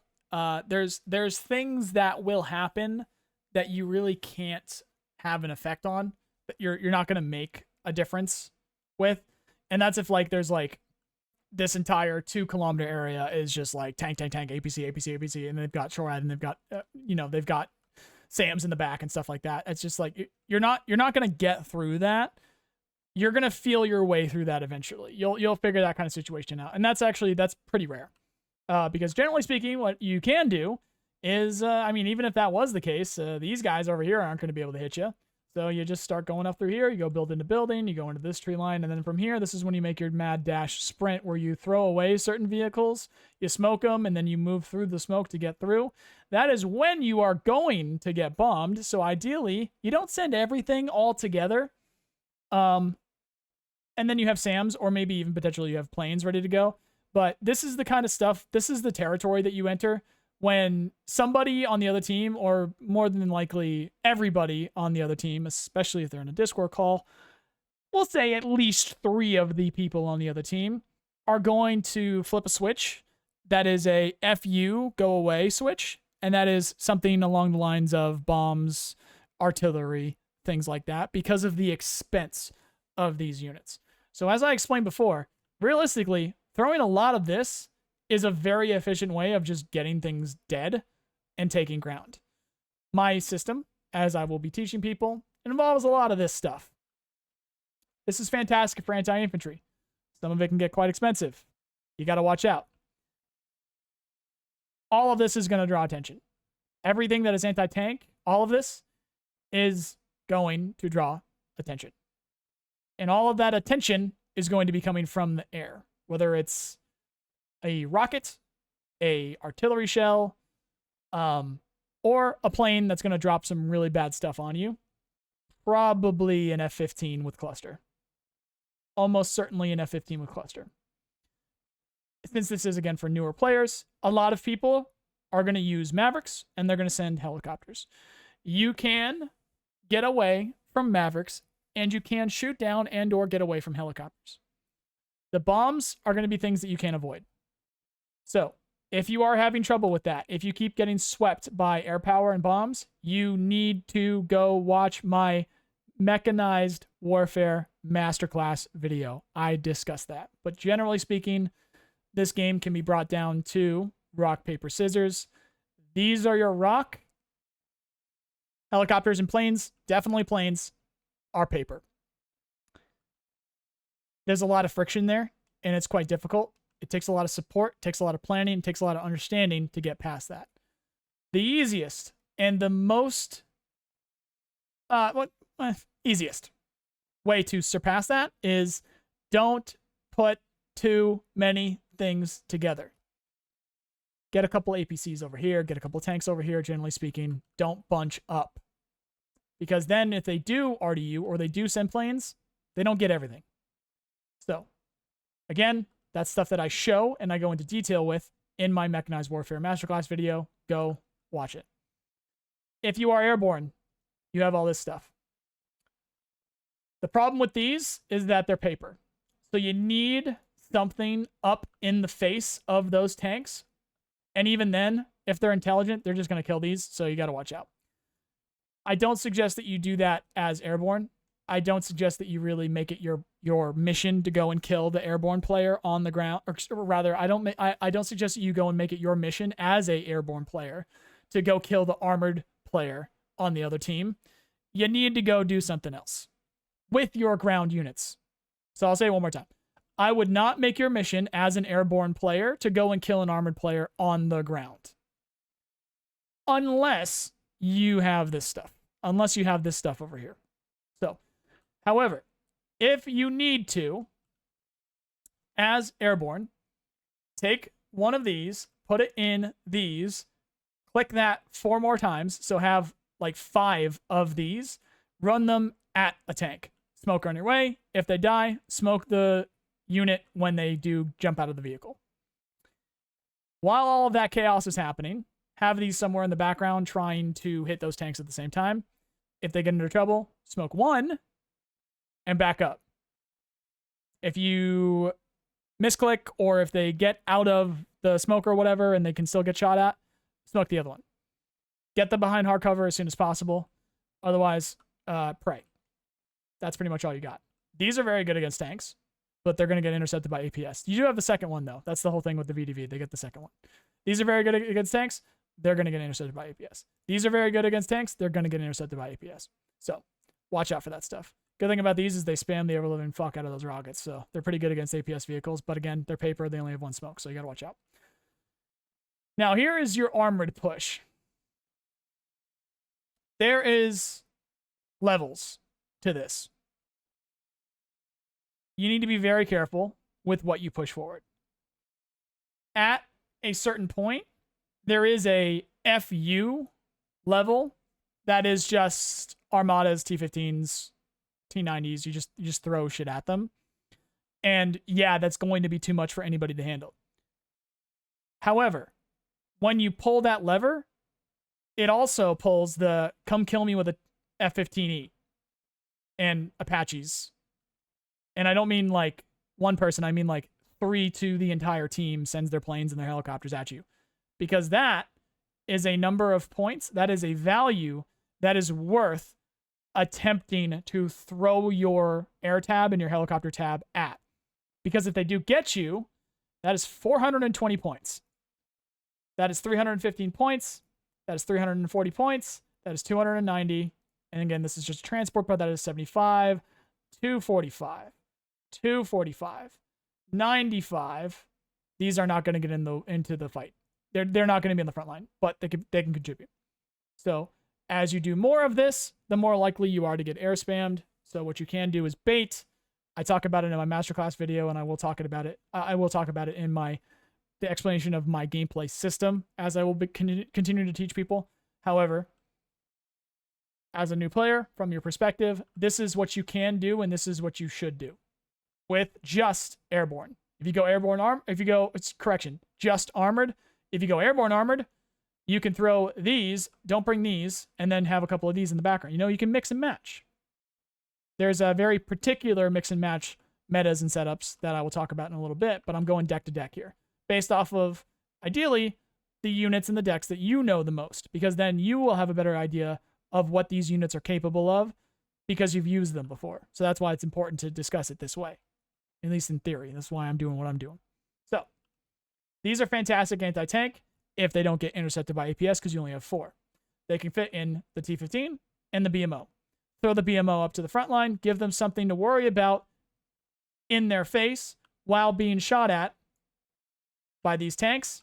That is quite efficient. For every other tank you have, that is more and more likely that they will send a plane. Once one tank is in play, you have an Apache coming for you. You need to be prepared for that. I don't even have any on this one, but like I said before, you need to have some SHORAD with you. So this would be like Derevitsia, ideally a Tor. But planes are coming. Expect planes to come. T-15, rush at them. This only has a cord, but again, it wouldn't hurt to just rush at them because maybe they'll get distracted or something like that. Not to mention this cord will kill lighter targets. So if you do happen to get behind the enemy lines with this, this will kill SAMs, this will kill supply, all that kind of stuff. So it's still nice to have behind them, and it's pretty hard to kill because it is a tank chassis. T-15 kills everything. Again, throw these in their face, then have these shooting at them from a distance. Take your pick. Very good for spotting because you can just throw it forward, and with the 2,000 meter optics, it will spot whatever is shooting at it once it does. Chrysanthemas, even another layer behind that while this is going on, or potentially even while just a couple of these are around and this is going on. Very good at killing those tanks. And then again, prep the area. If there's tanks around, there's probably ATGMs and some infantry around, so prep the area. You can smoke as well with these. However, these in particular are cluster. You can ideally crit those tanks before you even get there. That would be very good. This will do a good job of stunning them, critting them, and potentially even killing them if they hit them on the top with the toss. Very effective. So talk a bit more about that in a second. Motorized, you got the Smirch, very good against infantry and just vehicles in general, or rather tanks and just vehicles in general. Use these to transport these up to the front line. Put these in their face. This is a RPG-28. Very good if it doesn't have APS. Very good if at range, if it doesn't have APS. Fantastic, again at range, if it doesn't have APS. These for side shotting, and this has the Conqueror's M's. Pretty good. Don't suggest this one. Use it in combination with something else. This is Marine. Fantastic. Close quarters, fantastic. Close quarters, fantastic. Medium quarters. Throw these as, use these as transports, then throw these in their face. Use them as flank and spank. Have these, like I said before, in the back.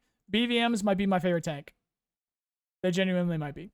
They're fantastic. For 270 points, they just keep doing work. They are great. Confuse them, keep them flustered, kill them. This can be prep. If you are doing it correctly, these clusters will fuck up tanks.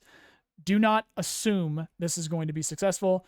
Anybody with a Patriot with the radar on will eliminate these. But I'm just keeping in mind, just saying, especially as with the newer players, with people that are stupid, they're going to put their tanks in a tree line, and if you happen to get a good sense of like reconnaissance and you get good eyes out there, maybe you just happen to spot them with one of your helicopters, you're going to know what tree line they're sitting in. A couple of these in that tree line, you're not going to have a problem over there anymore.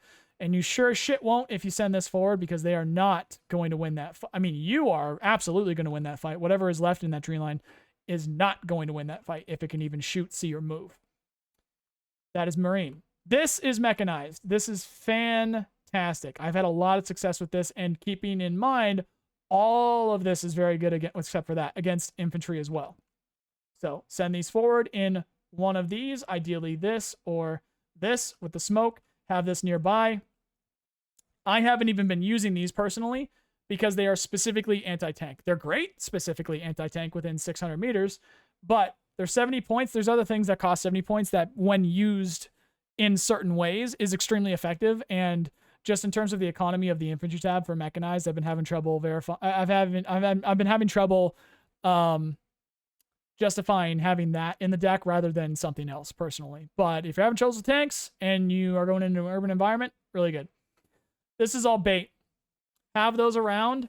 Eventually, those are going to kill those tanks, especially if they are turning around to try and kill the BMP-1AM, or to have their front armor facing the Vampires or the Sturmoviki, which they might not even realize is HE.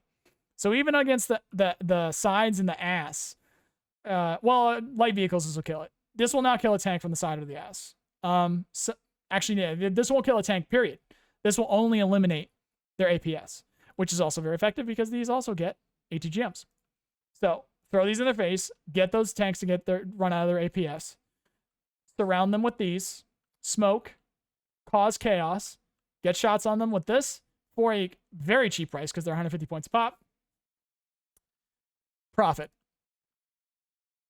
These are just very strong tanks. You can make them stronger, but these are just very strong. Their lethality is very good. They don't have the APS to keep them cheap. So just keep that in mind. You can bring APS if you want. Extra layer on that. While they're being confused, while they're running out of their own APS, especially if they're in the open, these will kill anything. You need to double up, though.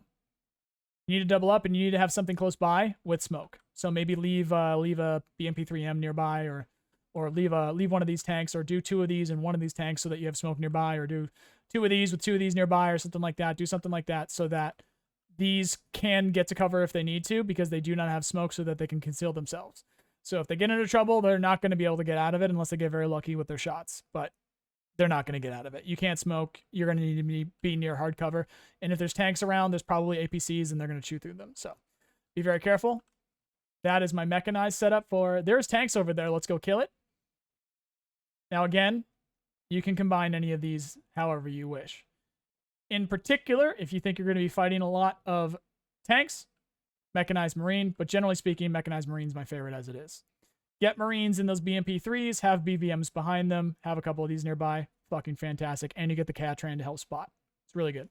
Okay, so this is what I do at some capacity. Like these are my tactics, and these are the combinations that I make when I have infantry to kill. That's what this is. Yeah, that makes sense. Okay, so we've got, let's go left to right on this one because I'm going right to left on all of it. SSO. Fantastic. But it's the flashbang one. So flashbang the infantry when you get in there, fucking kill them. You need transpo to get in there. So depending on your deck combination, it's going to change. These are... What the fuck's going on with my mouse?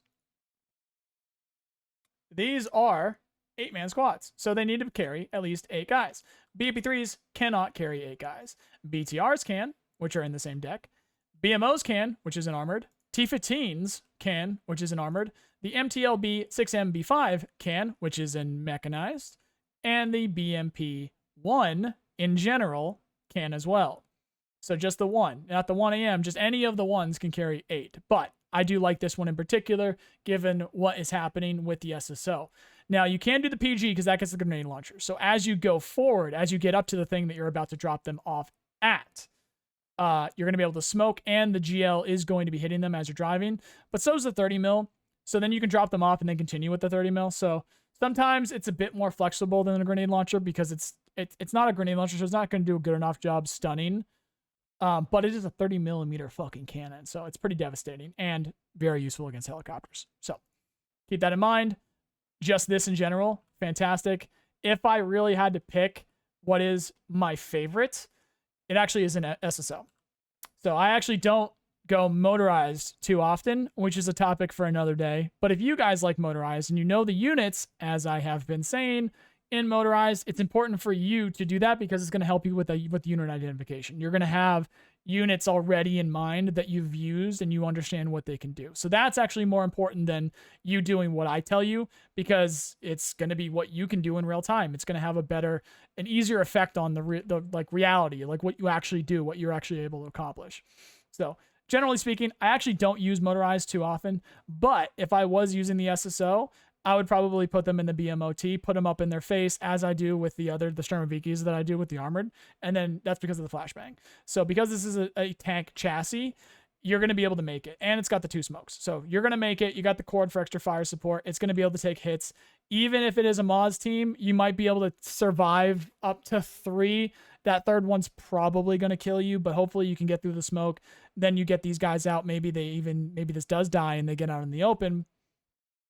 They have 4 smokes themselves. So sprint towards the building, smoke when you get into the open. If it is just a Moz team, you're going to fucking annihilate them. However, if there's some SF, especially if there's some green berets around with the flashes, you got a problem because you're in the open. So that is when it's going to be nice to have something else with like a bigger cannon and extra armor, which is in the exact same deck, which is the T-15. I don't bring too many of these days, though. People have kind of figured them out. As I said from the very beginning, the T-15 is not overpowered.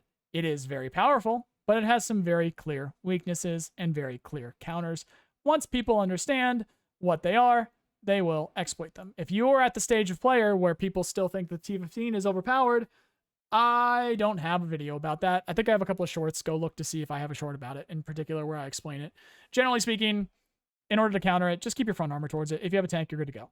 ATGMs, once you get through the APS, javelins love to fucking destroy this thing.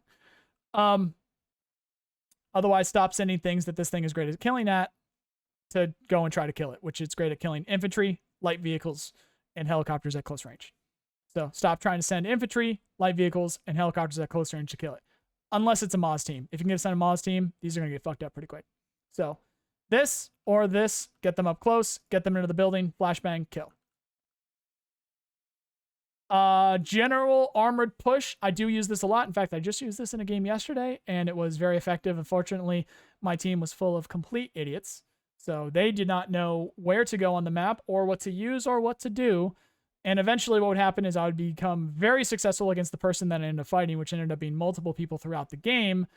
Like they changed flanks because it was like an orange color, and then it was purple, and then it was like a pink, whatever colors I have set up there.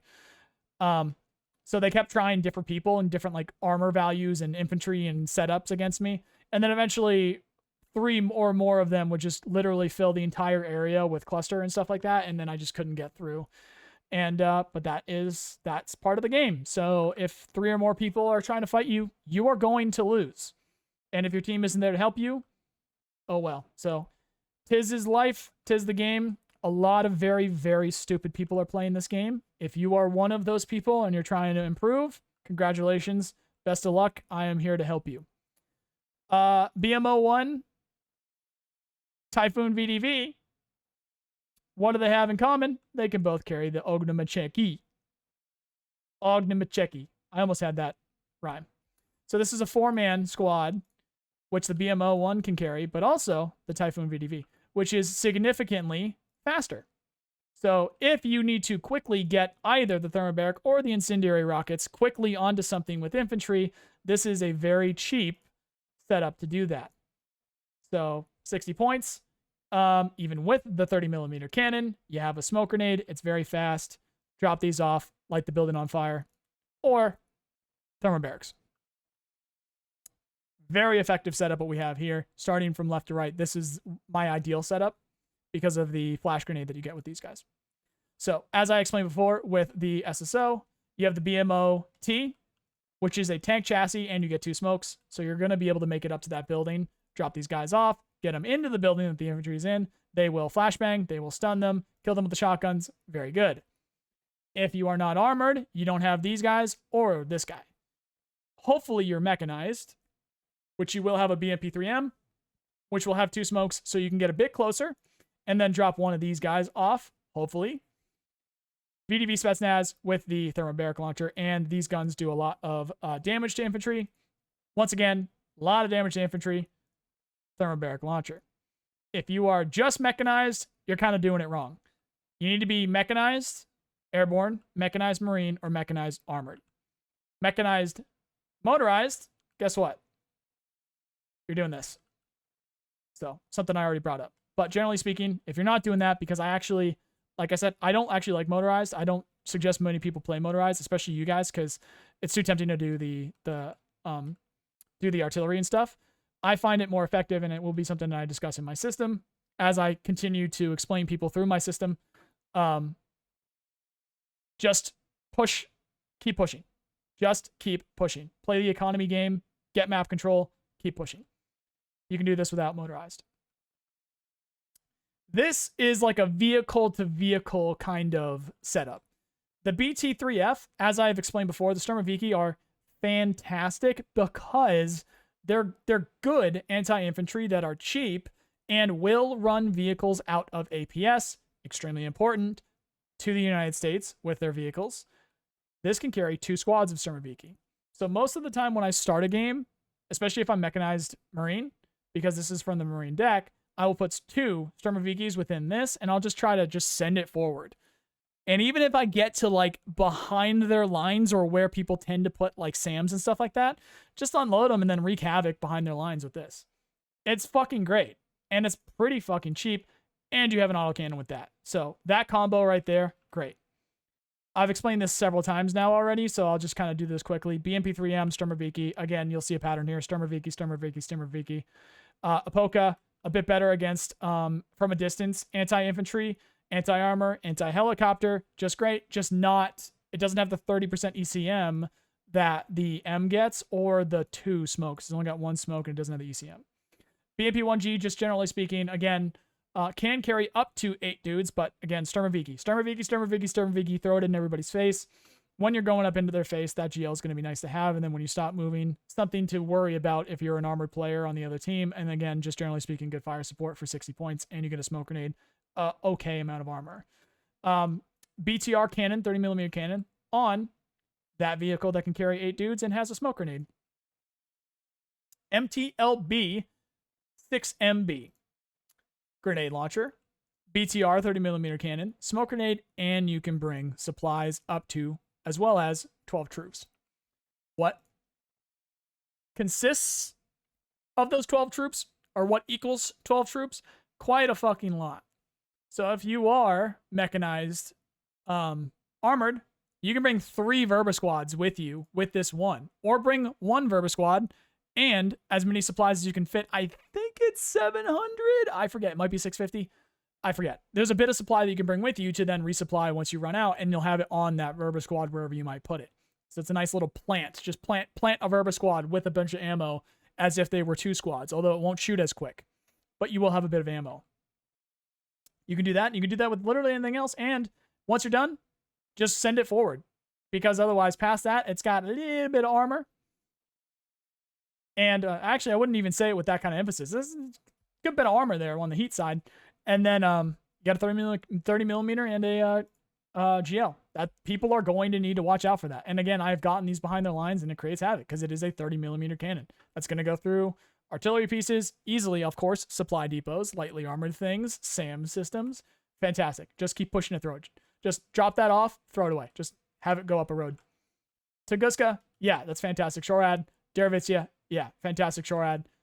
ZSU, yep, fantastic SHORAD for cheap. Also amphibious here. And fantastic SHORAD with the Beryusa. Those in particular. These guys are cool because they are an infantry squad past having just an IGLA. So keeping that in mind, it's more use than just having an IGLA. These are fantastic anti-infantry in general because they get the 2 SVDs in an urban environment. Very effective. Marines, just, again, all around the best frontline infantry I think you can get as Russia because of their anti-infantry capabilities, the size of the squad, their armor, and the RPG-27. Their damage to other infantry too is quite good. RPG-27 quite effective against armor as long as it doesn't have APS, which you can do if you spam the Sturmovikis. Around the flanks and reconnaissance in general, BRDM-3s, as with anything with an autocannon that I say to push forward, along with a bit of extra view distance, great. 65 points, literally click over there. The second you start the game, put it like over on the side, and then see how close you can get to where their artillery and their SAMs are shooting. Where was I? Over here. Exact same thing with these Kozliks. 130 kilometer an hour road speed. Insane. Just click on the sides, try and get them closer. The snipers, very good fire support. Well, the snipers in particular, very good fire support against other infantry in urban environments, but also their view range. They can be very sneaky. They're very stealthy. They can see out to 2,000 meters. Very useful. Some of them can laze. Very useful reconnaissance. Very useful anti-infantry. PDSS squads, they can have the grenade launchers. They don't with this. I misclicked, or I just forgot to set it up as the scenario editor when I placed it. But the multi-grenade launcher is very effective against infantry at a somewhat closer range. And they get the 2,000, and they get the stealth. And they can swim on their own. You don't need to bring a vehicle. So very stealthy, very sneaky.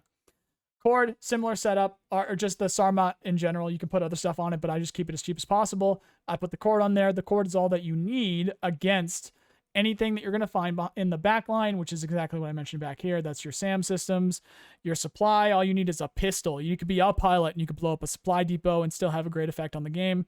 But again, this will kill Patriots. This will kill lightly armored stuff in the back line. So do that. Take that, click over there, try to get to the SAMs, try to get to the other stuff back there. That is what I do and what I use against infantry. Now things get pretty complex when it comes to tanks and what I do in particular, at least right now. As you guys have saw, or as you should have seen in my mechanized warfare masterclass, I've done a lot of things with tanks. These days, and the system that I am developing or have developed is very economic. It's you play the economy to beat the enemy, along with very pinpoint things like you focus their supply, you focus their SAMs, you focus their artillery, the things that really matter on the long term, map control, stuff like that. Those videos are coming. Going to talk about that a bit later. But I can still do the tank stuff that I show in that masterclass video whenever I want. But so there is a little bit of that. But most of the time these days, because it is just so damn effective as Russia, it doesn't matter what I'm fighting, infantry or tanks, it kind of looks the same. It's just I bring a couple of different things. And so that's what this is going to look like. Now, I did mention the infantry stuff before. Depending on how I edit this video, at some point I'll mention the infantry stuff. But this is what I do if I am particularly trying to kill tanks with the decks that I have set up.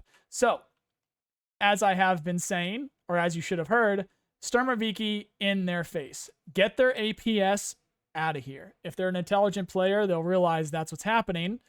If they're not a very intelligent player, or they're just not really paying attention, maybe they're distracted by something else. Perhaps after I've dropped these Sturmovikis off and through the smoke, I just decide to take these APCs and just send them down the road past that. That could also be what's happening.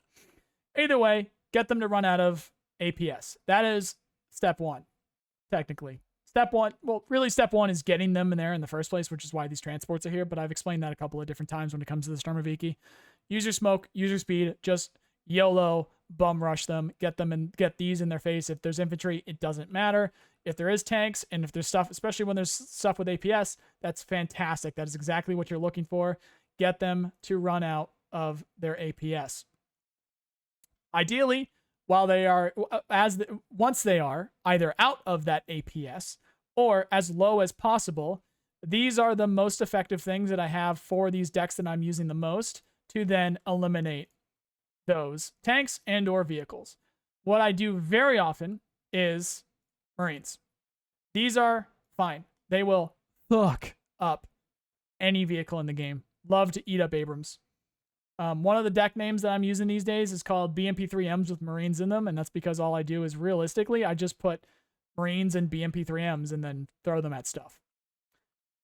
Full stop. If I'm doing VDV, which can be effective because a lot of players in general, and there's a lot of new players that are still at the high elos that are complete idiots and don't understand how to play the game. So that I can use a air roll if I get annoyed from people spamming the F-15Es and stuff like that, even though it's very easy to counter. I will go VDV and I will do the job of eliminating their air power or just keeping eyes on their sentinels and stuff like that. So this is what you can do. You can do the Typhoon, which carries squads of 5, which is one VDV squad, or a Marine recon squad, the Rezvedka, which have the AK-103s, which again, these are all great against infantry. But then again, they have the RPG-27s like the regular Marine squad. Now they only have 3. So bit dual use there. So generally speaking, I will put the VDV in there, and these get the 2 RPGs. If they don't have APS, these can one-shot tanks. These will devastate vehicles. And if you do a bunch of them, again, devastate. These are the RPG-28s, or no, these are the RPG-28s. 900 millimeters pen, you're fucked. RPG-7s with 500 millimeters, 6 of them, only 1 of them, so could be better. And again, that's motorized, so they're good. They're a good infantry squad, especially because they get the SVD.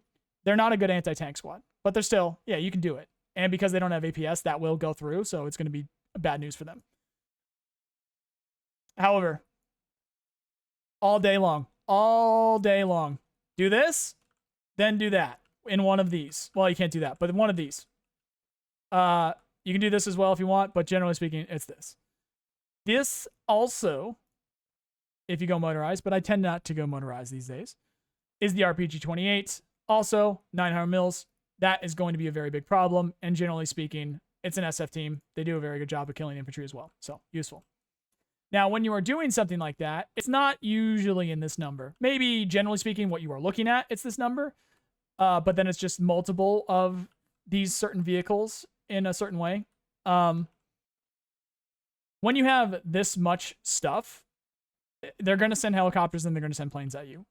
You have a ground vehicle making a push. They're going to send they're going to send helicopters and planes at you.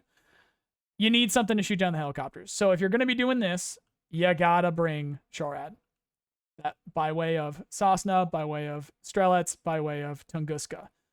I will always have Tunguskas because this is the main thing that I like to do these days is this is through BMP3M and Apoka. So I'll have the Tunguska. I always bring the Tunguska.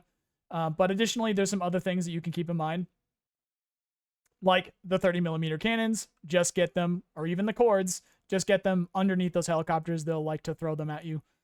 So just keep them under the helicopters. They can tend to do a pretty good job. And also some of these launchers, you can shoot at helicopters too. Keep that in mind. However, good idea to bring some SHORAD with you. Ideally, Cessna. Ideally, Tunguska. Ideally, the Beryusa with the Iglas, which is the Strelets. Now, behind this, you can just kind of keep some Metis teams around. Because again, without the APS, these will go through and they will be devastating to those vehicles. So keep that in mind. We have some honorable mention stuff going on here in terms of transportation. So yes, the BMP-3M can carry some of these squads. Yes, the Apoca can. Yes, the MTLB can. Yes, the BMP-1 can. But so can this, this, and that. The truck can carry 24. So depending on the situation, maybe you went and have a front line held against this armor. Maybe you just need a couple other things to run in there. Use one of these to bring those troops up without having to spend the money on the other APCs. And it's probably faster than one of the other APCs, except for that. That's really good, but it can only carry 5, so something like that. So carrying more than 5 and being fast, and some of these even can carry supply with them as well. So pay attention to that. That stuff is easily the most successful stuff that I've done, because, a reminder, all of this stuff is good against infantry too. But in particular against armor, like in particular, that's the stuff that I do against armor. Get them to run out of APS and then kill them. Pretty easy. If I wanted to bring armor up, keep this in mind. You need SAMs. They are going to send planes after this. Do not do this without SAMs, whether you bring them or somebody else does. These are going to get bombed. Most of them are going to die. If you kill the planes and you get a bunch of kills beforehand, ends up being fine. Generally speaking, pretty cool gameplay as well. They're also going to send helicopters, so you're going to want to bring a Tor. You're going to want derivatives. Yes, it's going to happen. Watch my mechanized masterclass video to learn more past that. Otherwise, this is what I use. Put a T-15 up in their face so that they need to worry about it. Have these somewhere in the back line as like extra fire support and shooting at their flanks. So get a tank to face a certain way because there's a T-15 in their face. Side shots, you're gone. Side shots, you're gone. Even sometimes side shots, you're gone. Pretty simple. T-90s, recon T-90 to help spot. Chrysanthemas for the side shots. A T-15 sometimes. BMP-3s or whatever in their face. Yeah, gonzo. What is this setup here? Oh, this is the infantry rush specifically. So these are the GRU with the RPG-28s. You can do both if you want. This is kind of like more of a mixed setup too. These will fit in any of these vehicles. And generally speaking, it's quite economically sound. So just like with infantry, if you use the incendiaries on a tree line, or if you're in an area where there's lots of what are they called? Vehicles, tanks, you can run those in there too. It's not as effective though, because they're going to have APS. So you got to watch out for that. Not as effective, but conceptually speaking, I've had a lot of success with this because these kind of do everything. So generally speaking, send a couple of these in a couple of these. You're going to wreak some fucking havoc, dude. And then when they send helicopters after you, kill them. And when they send planes, ideally kill them. So this is more of like an economic take on what's going on. This in general is absolutely an economic take on what's going on. So you've got a couple of tanks somewhere. This is not a front line. You do not go at a front line with this. There's a couple of, maybe you're doing some stuff on the side of the map and there's a couple of tanks in the way or something like that. Literally throw these away. Have these somewhere close by and kill them. If it doesn't work, smoke and run away. Smoke and run away. That doesn't have smoke. That does, though. Smoke and run away. If they catch you doing it, they'll send a helicopter. That's for the helicopters. These kill the tanks. This distracts them and spots them. That's all she wrote. This is a fastest capability if you happen to be airborne. So a lot of the decks that I make, if they happen to be airborne, they can still do this, which when you do it correctly, is extremely effective. So as I mentioned over there, you got your VDV squads, which they're not Strimmer Viki, but they do have 2. So the second one will go through anything with APS because it needs time to reload. And you just bring a bunch of them.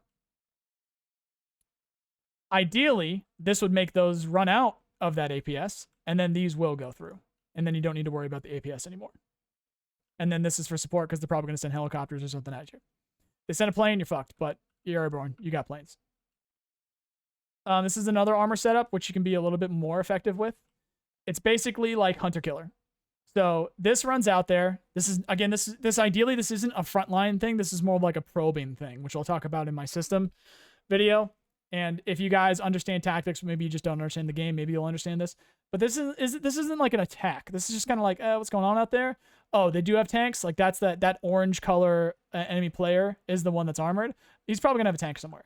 So you creep forward with these. Try and spot what you can. Smoke. Don't eat any ATGMs. No matter what you find, these are going to kill it. Just keep these alive. Back them up. Smoke when you need. Both of them have 2. Use these to kill them. They're going to send a helicopter. It's going to be the quickest way for it to send to like an off flank or something like that. So then you kill the helicopter.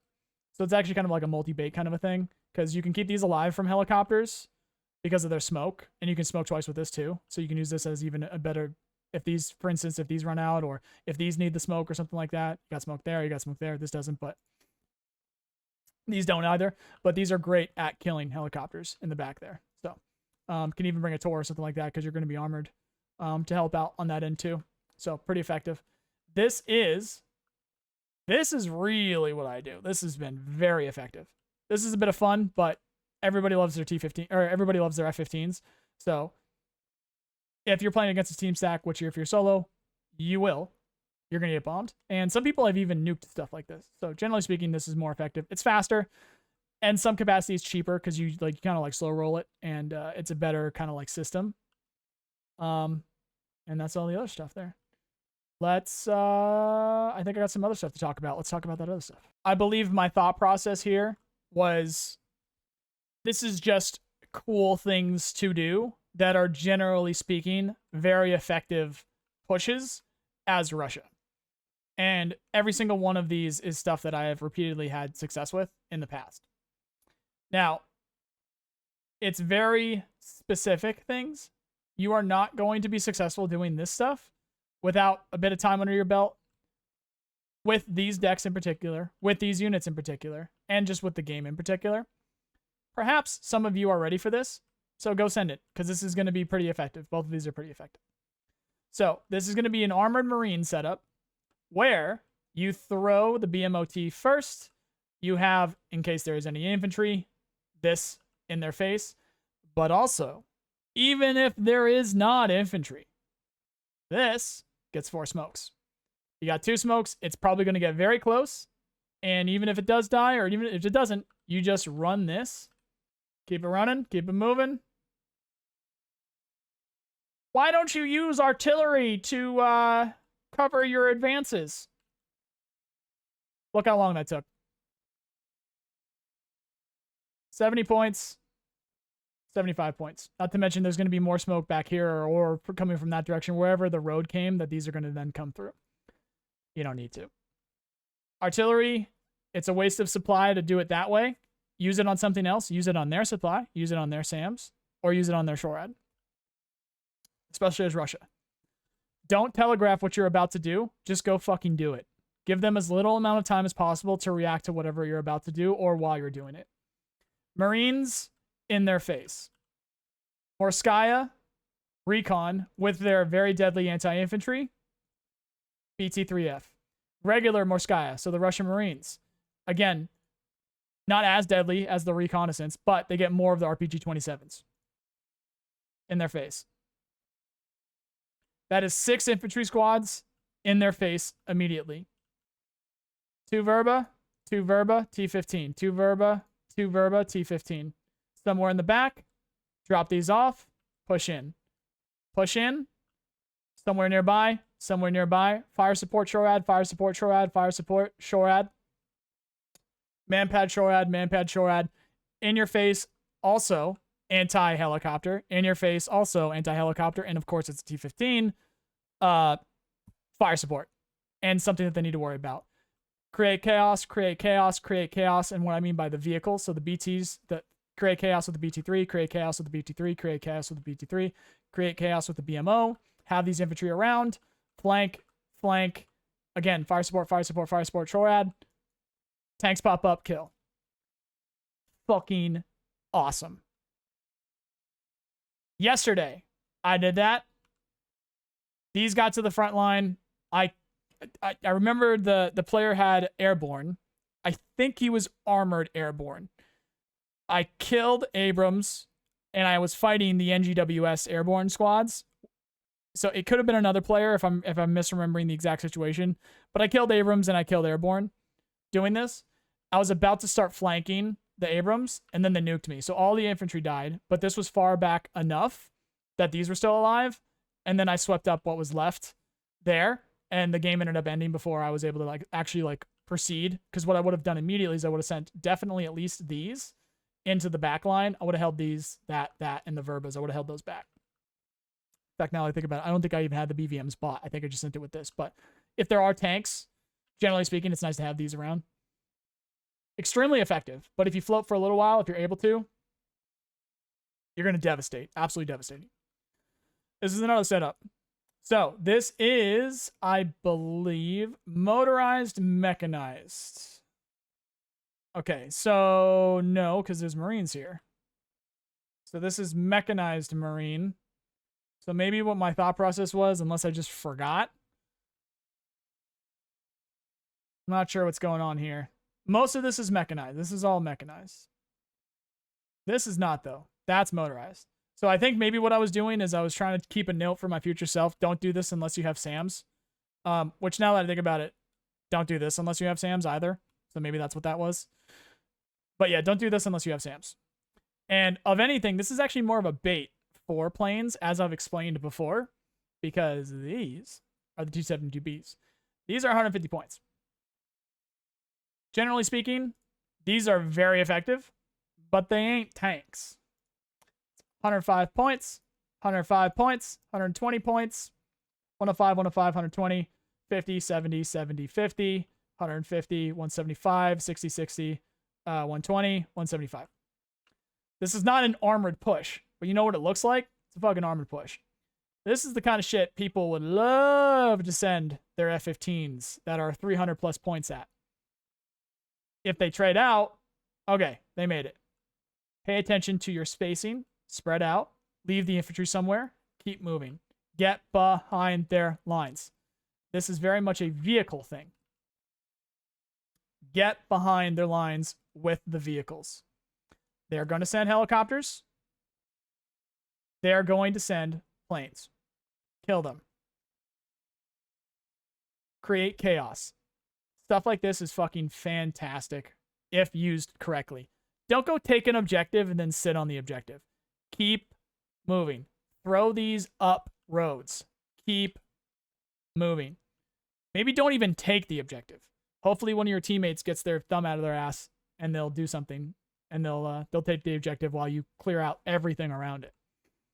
Do that repeatedly. However, do not expect your teammates to be intelligent human beings. Expect them to be complete fucking idiots, because they are, repeatedly.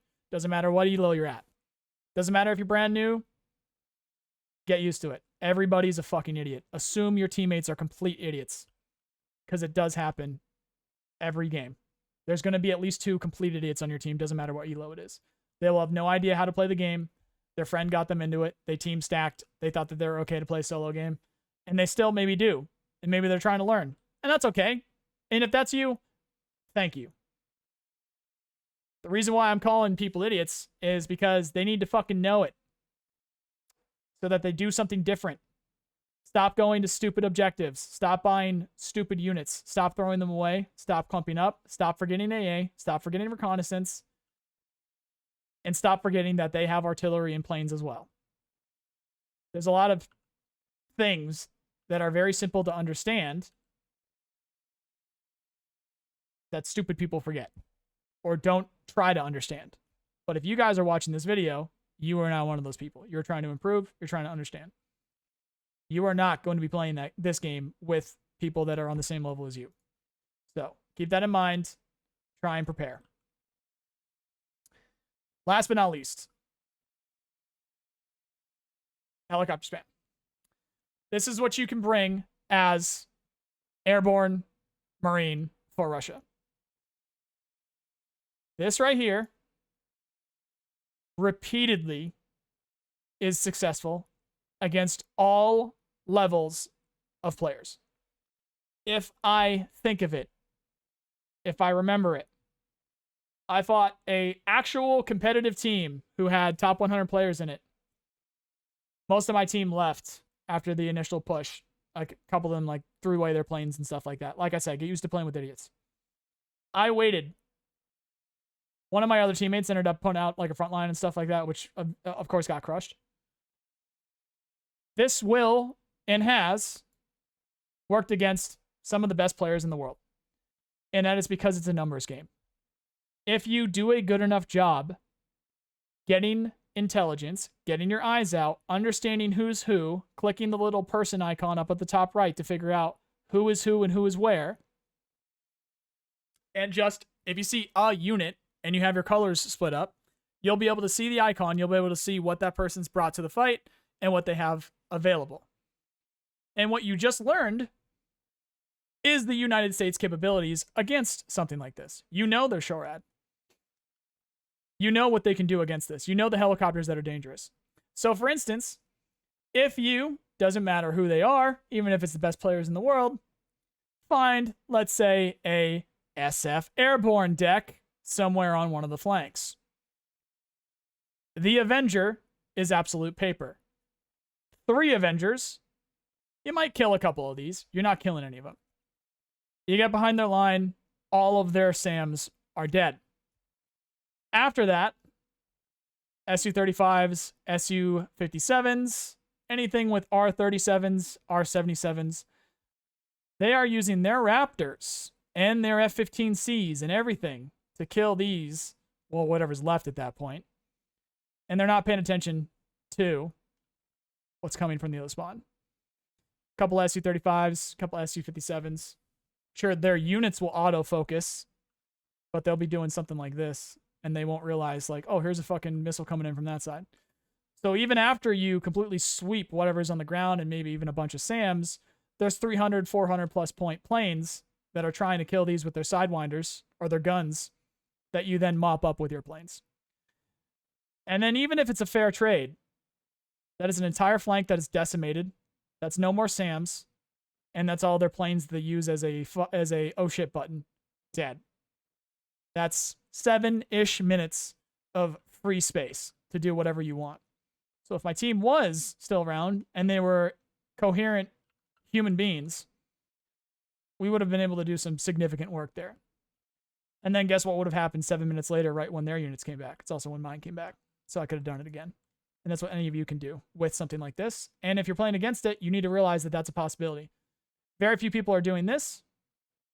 You need to understand that that is a capability. You need to bring SHORAD. You need to be careful. You need to keep eyes out. And that's why you need to bring Marine, bring your Super Cobras, bring your Vipers with the Sidewinders.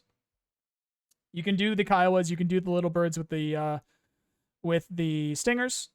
Sending one plane past them will get them to use them up. And then also, especially with the Little Birds, they will die to R60s and R73s, stuff like that.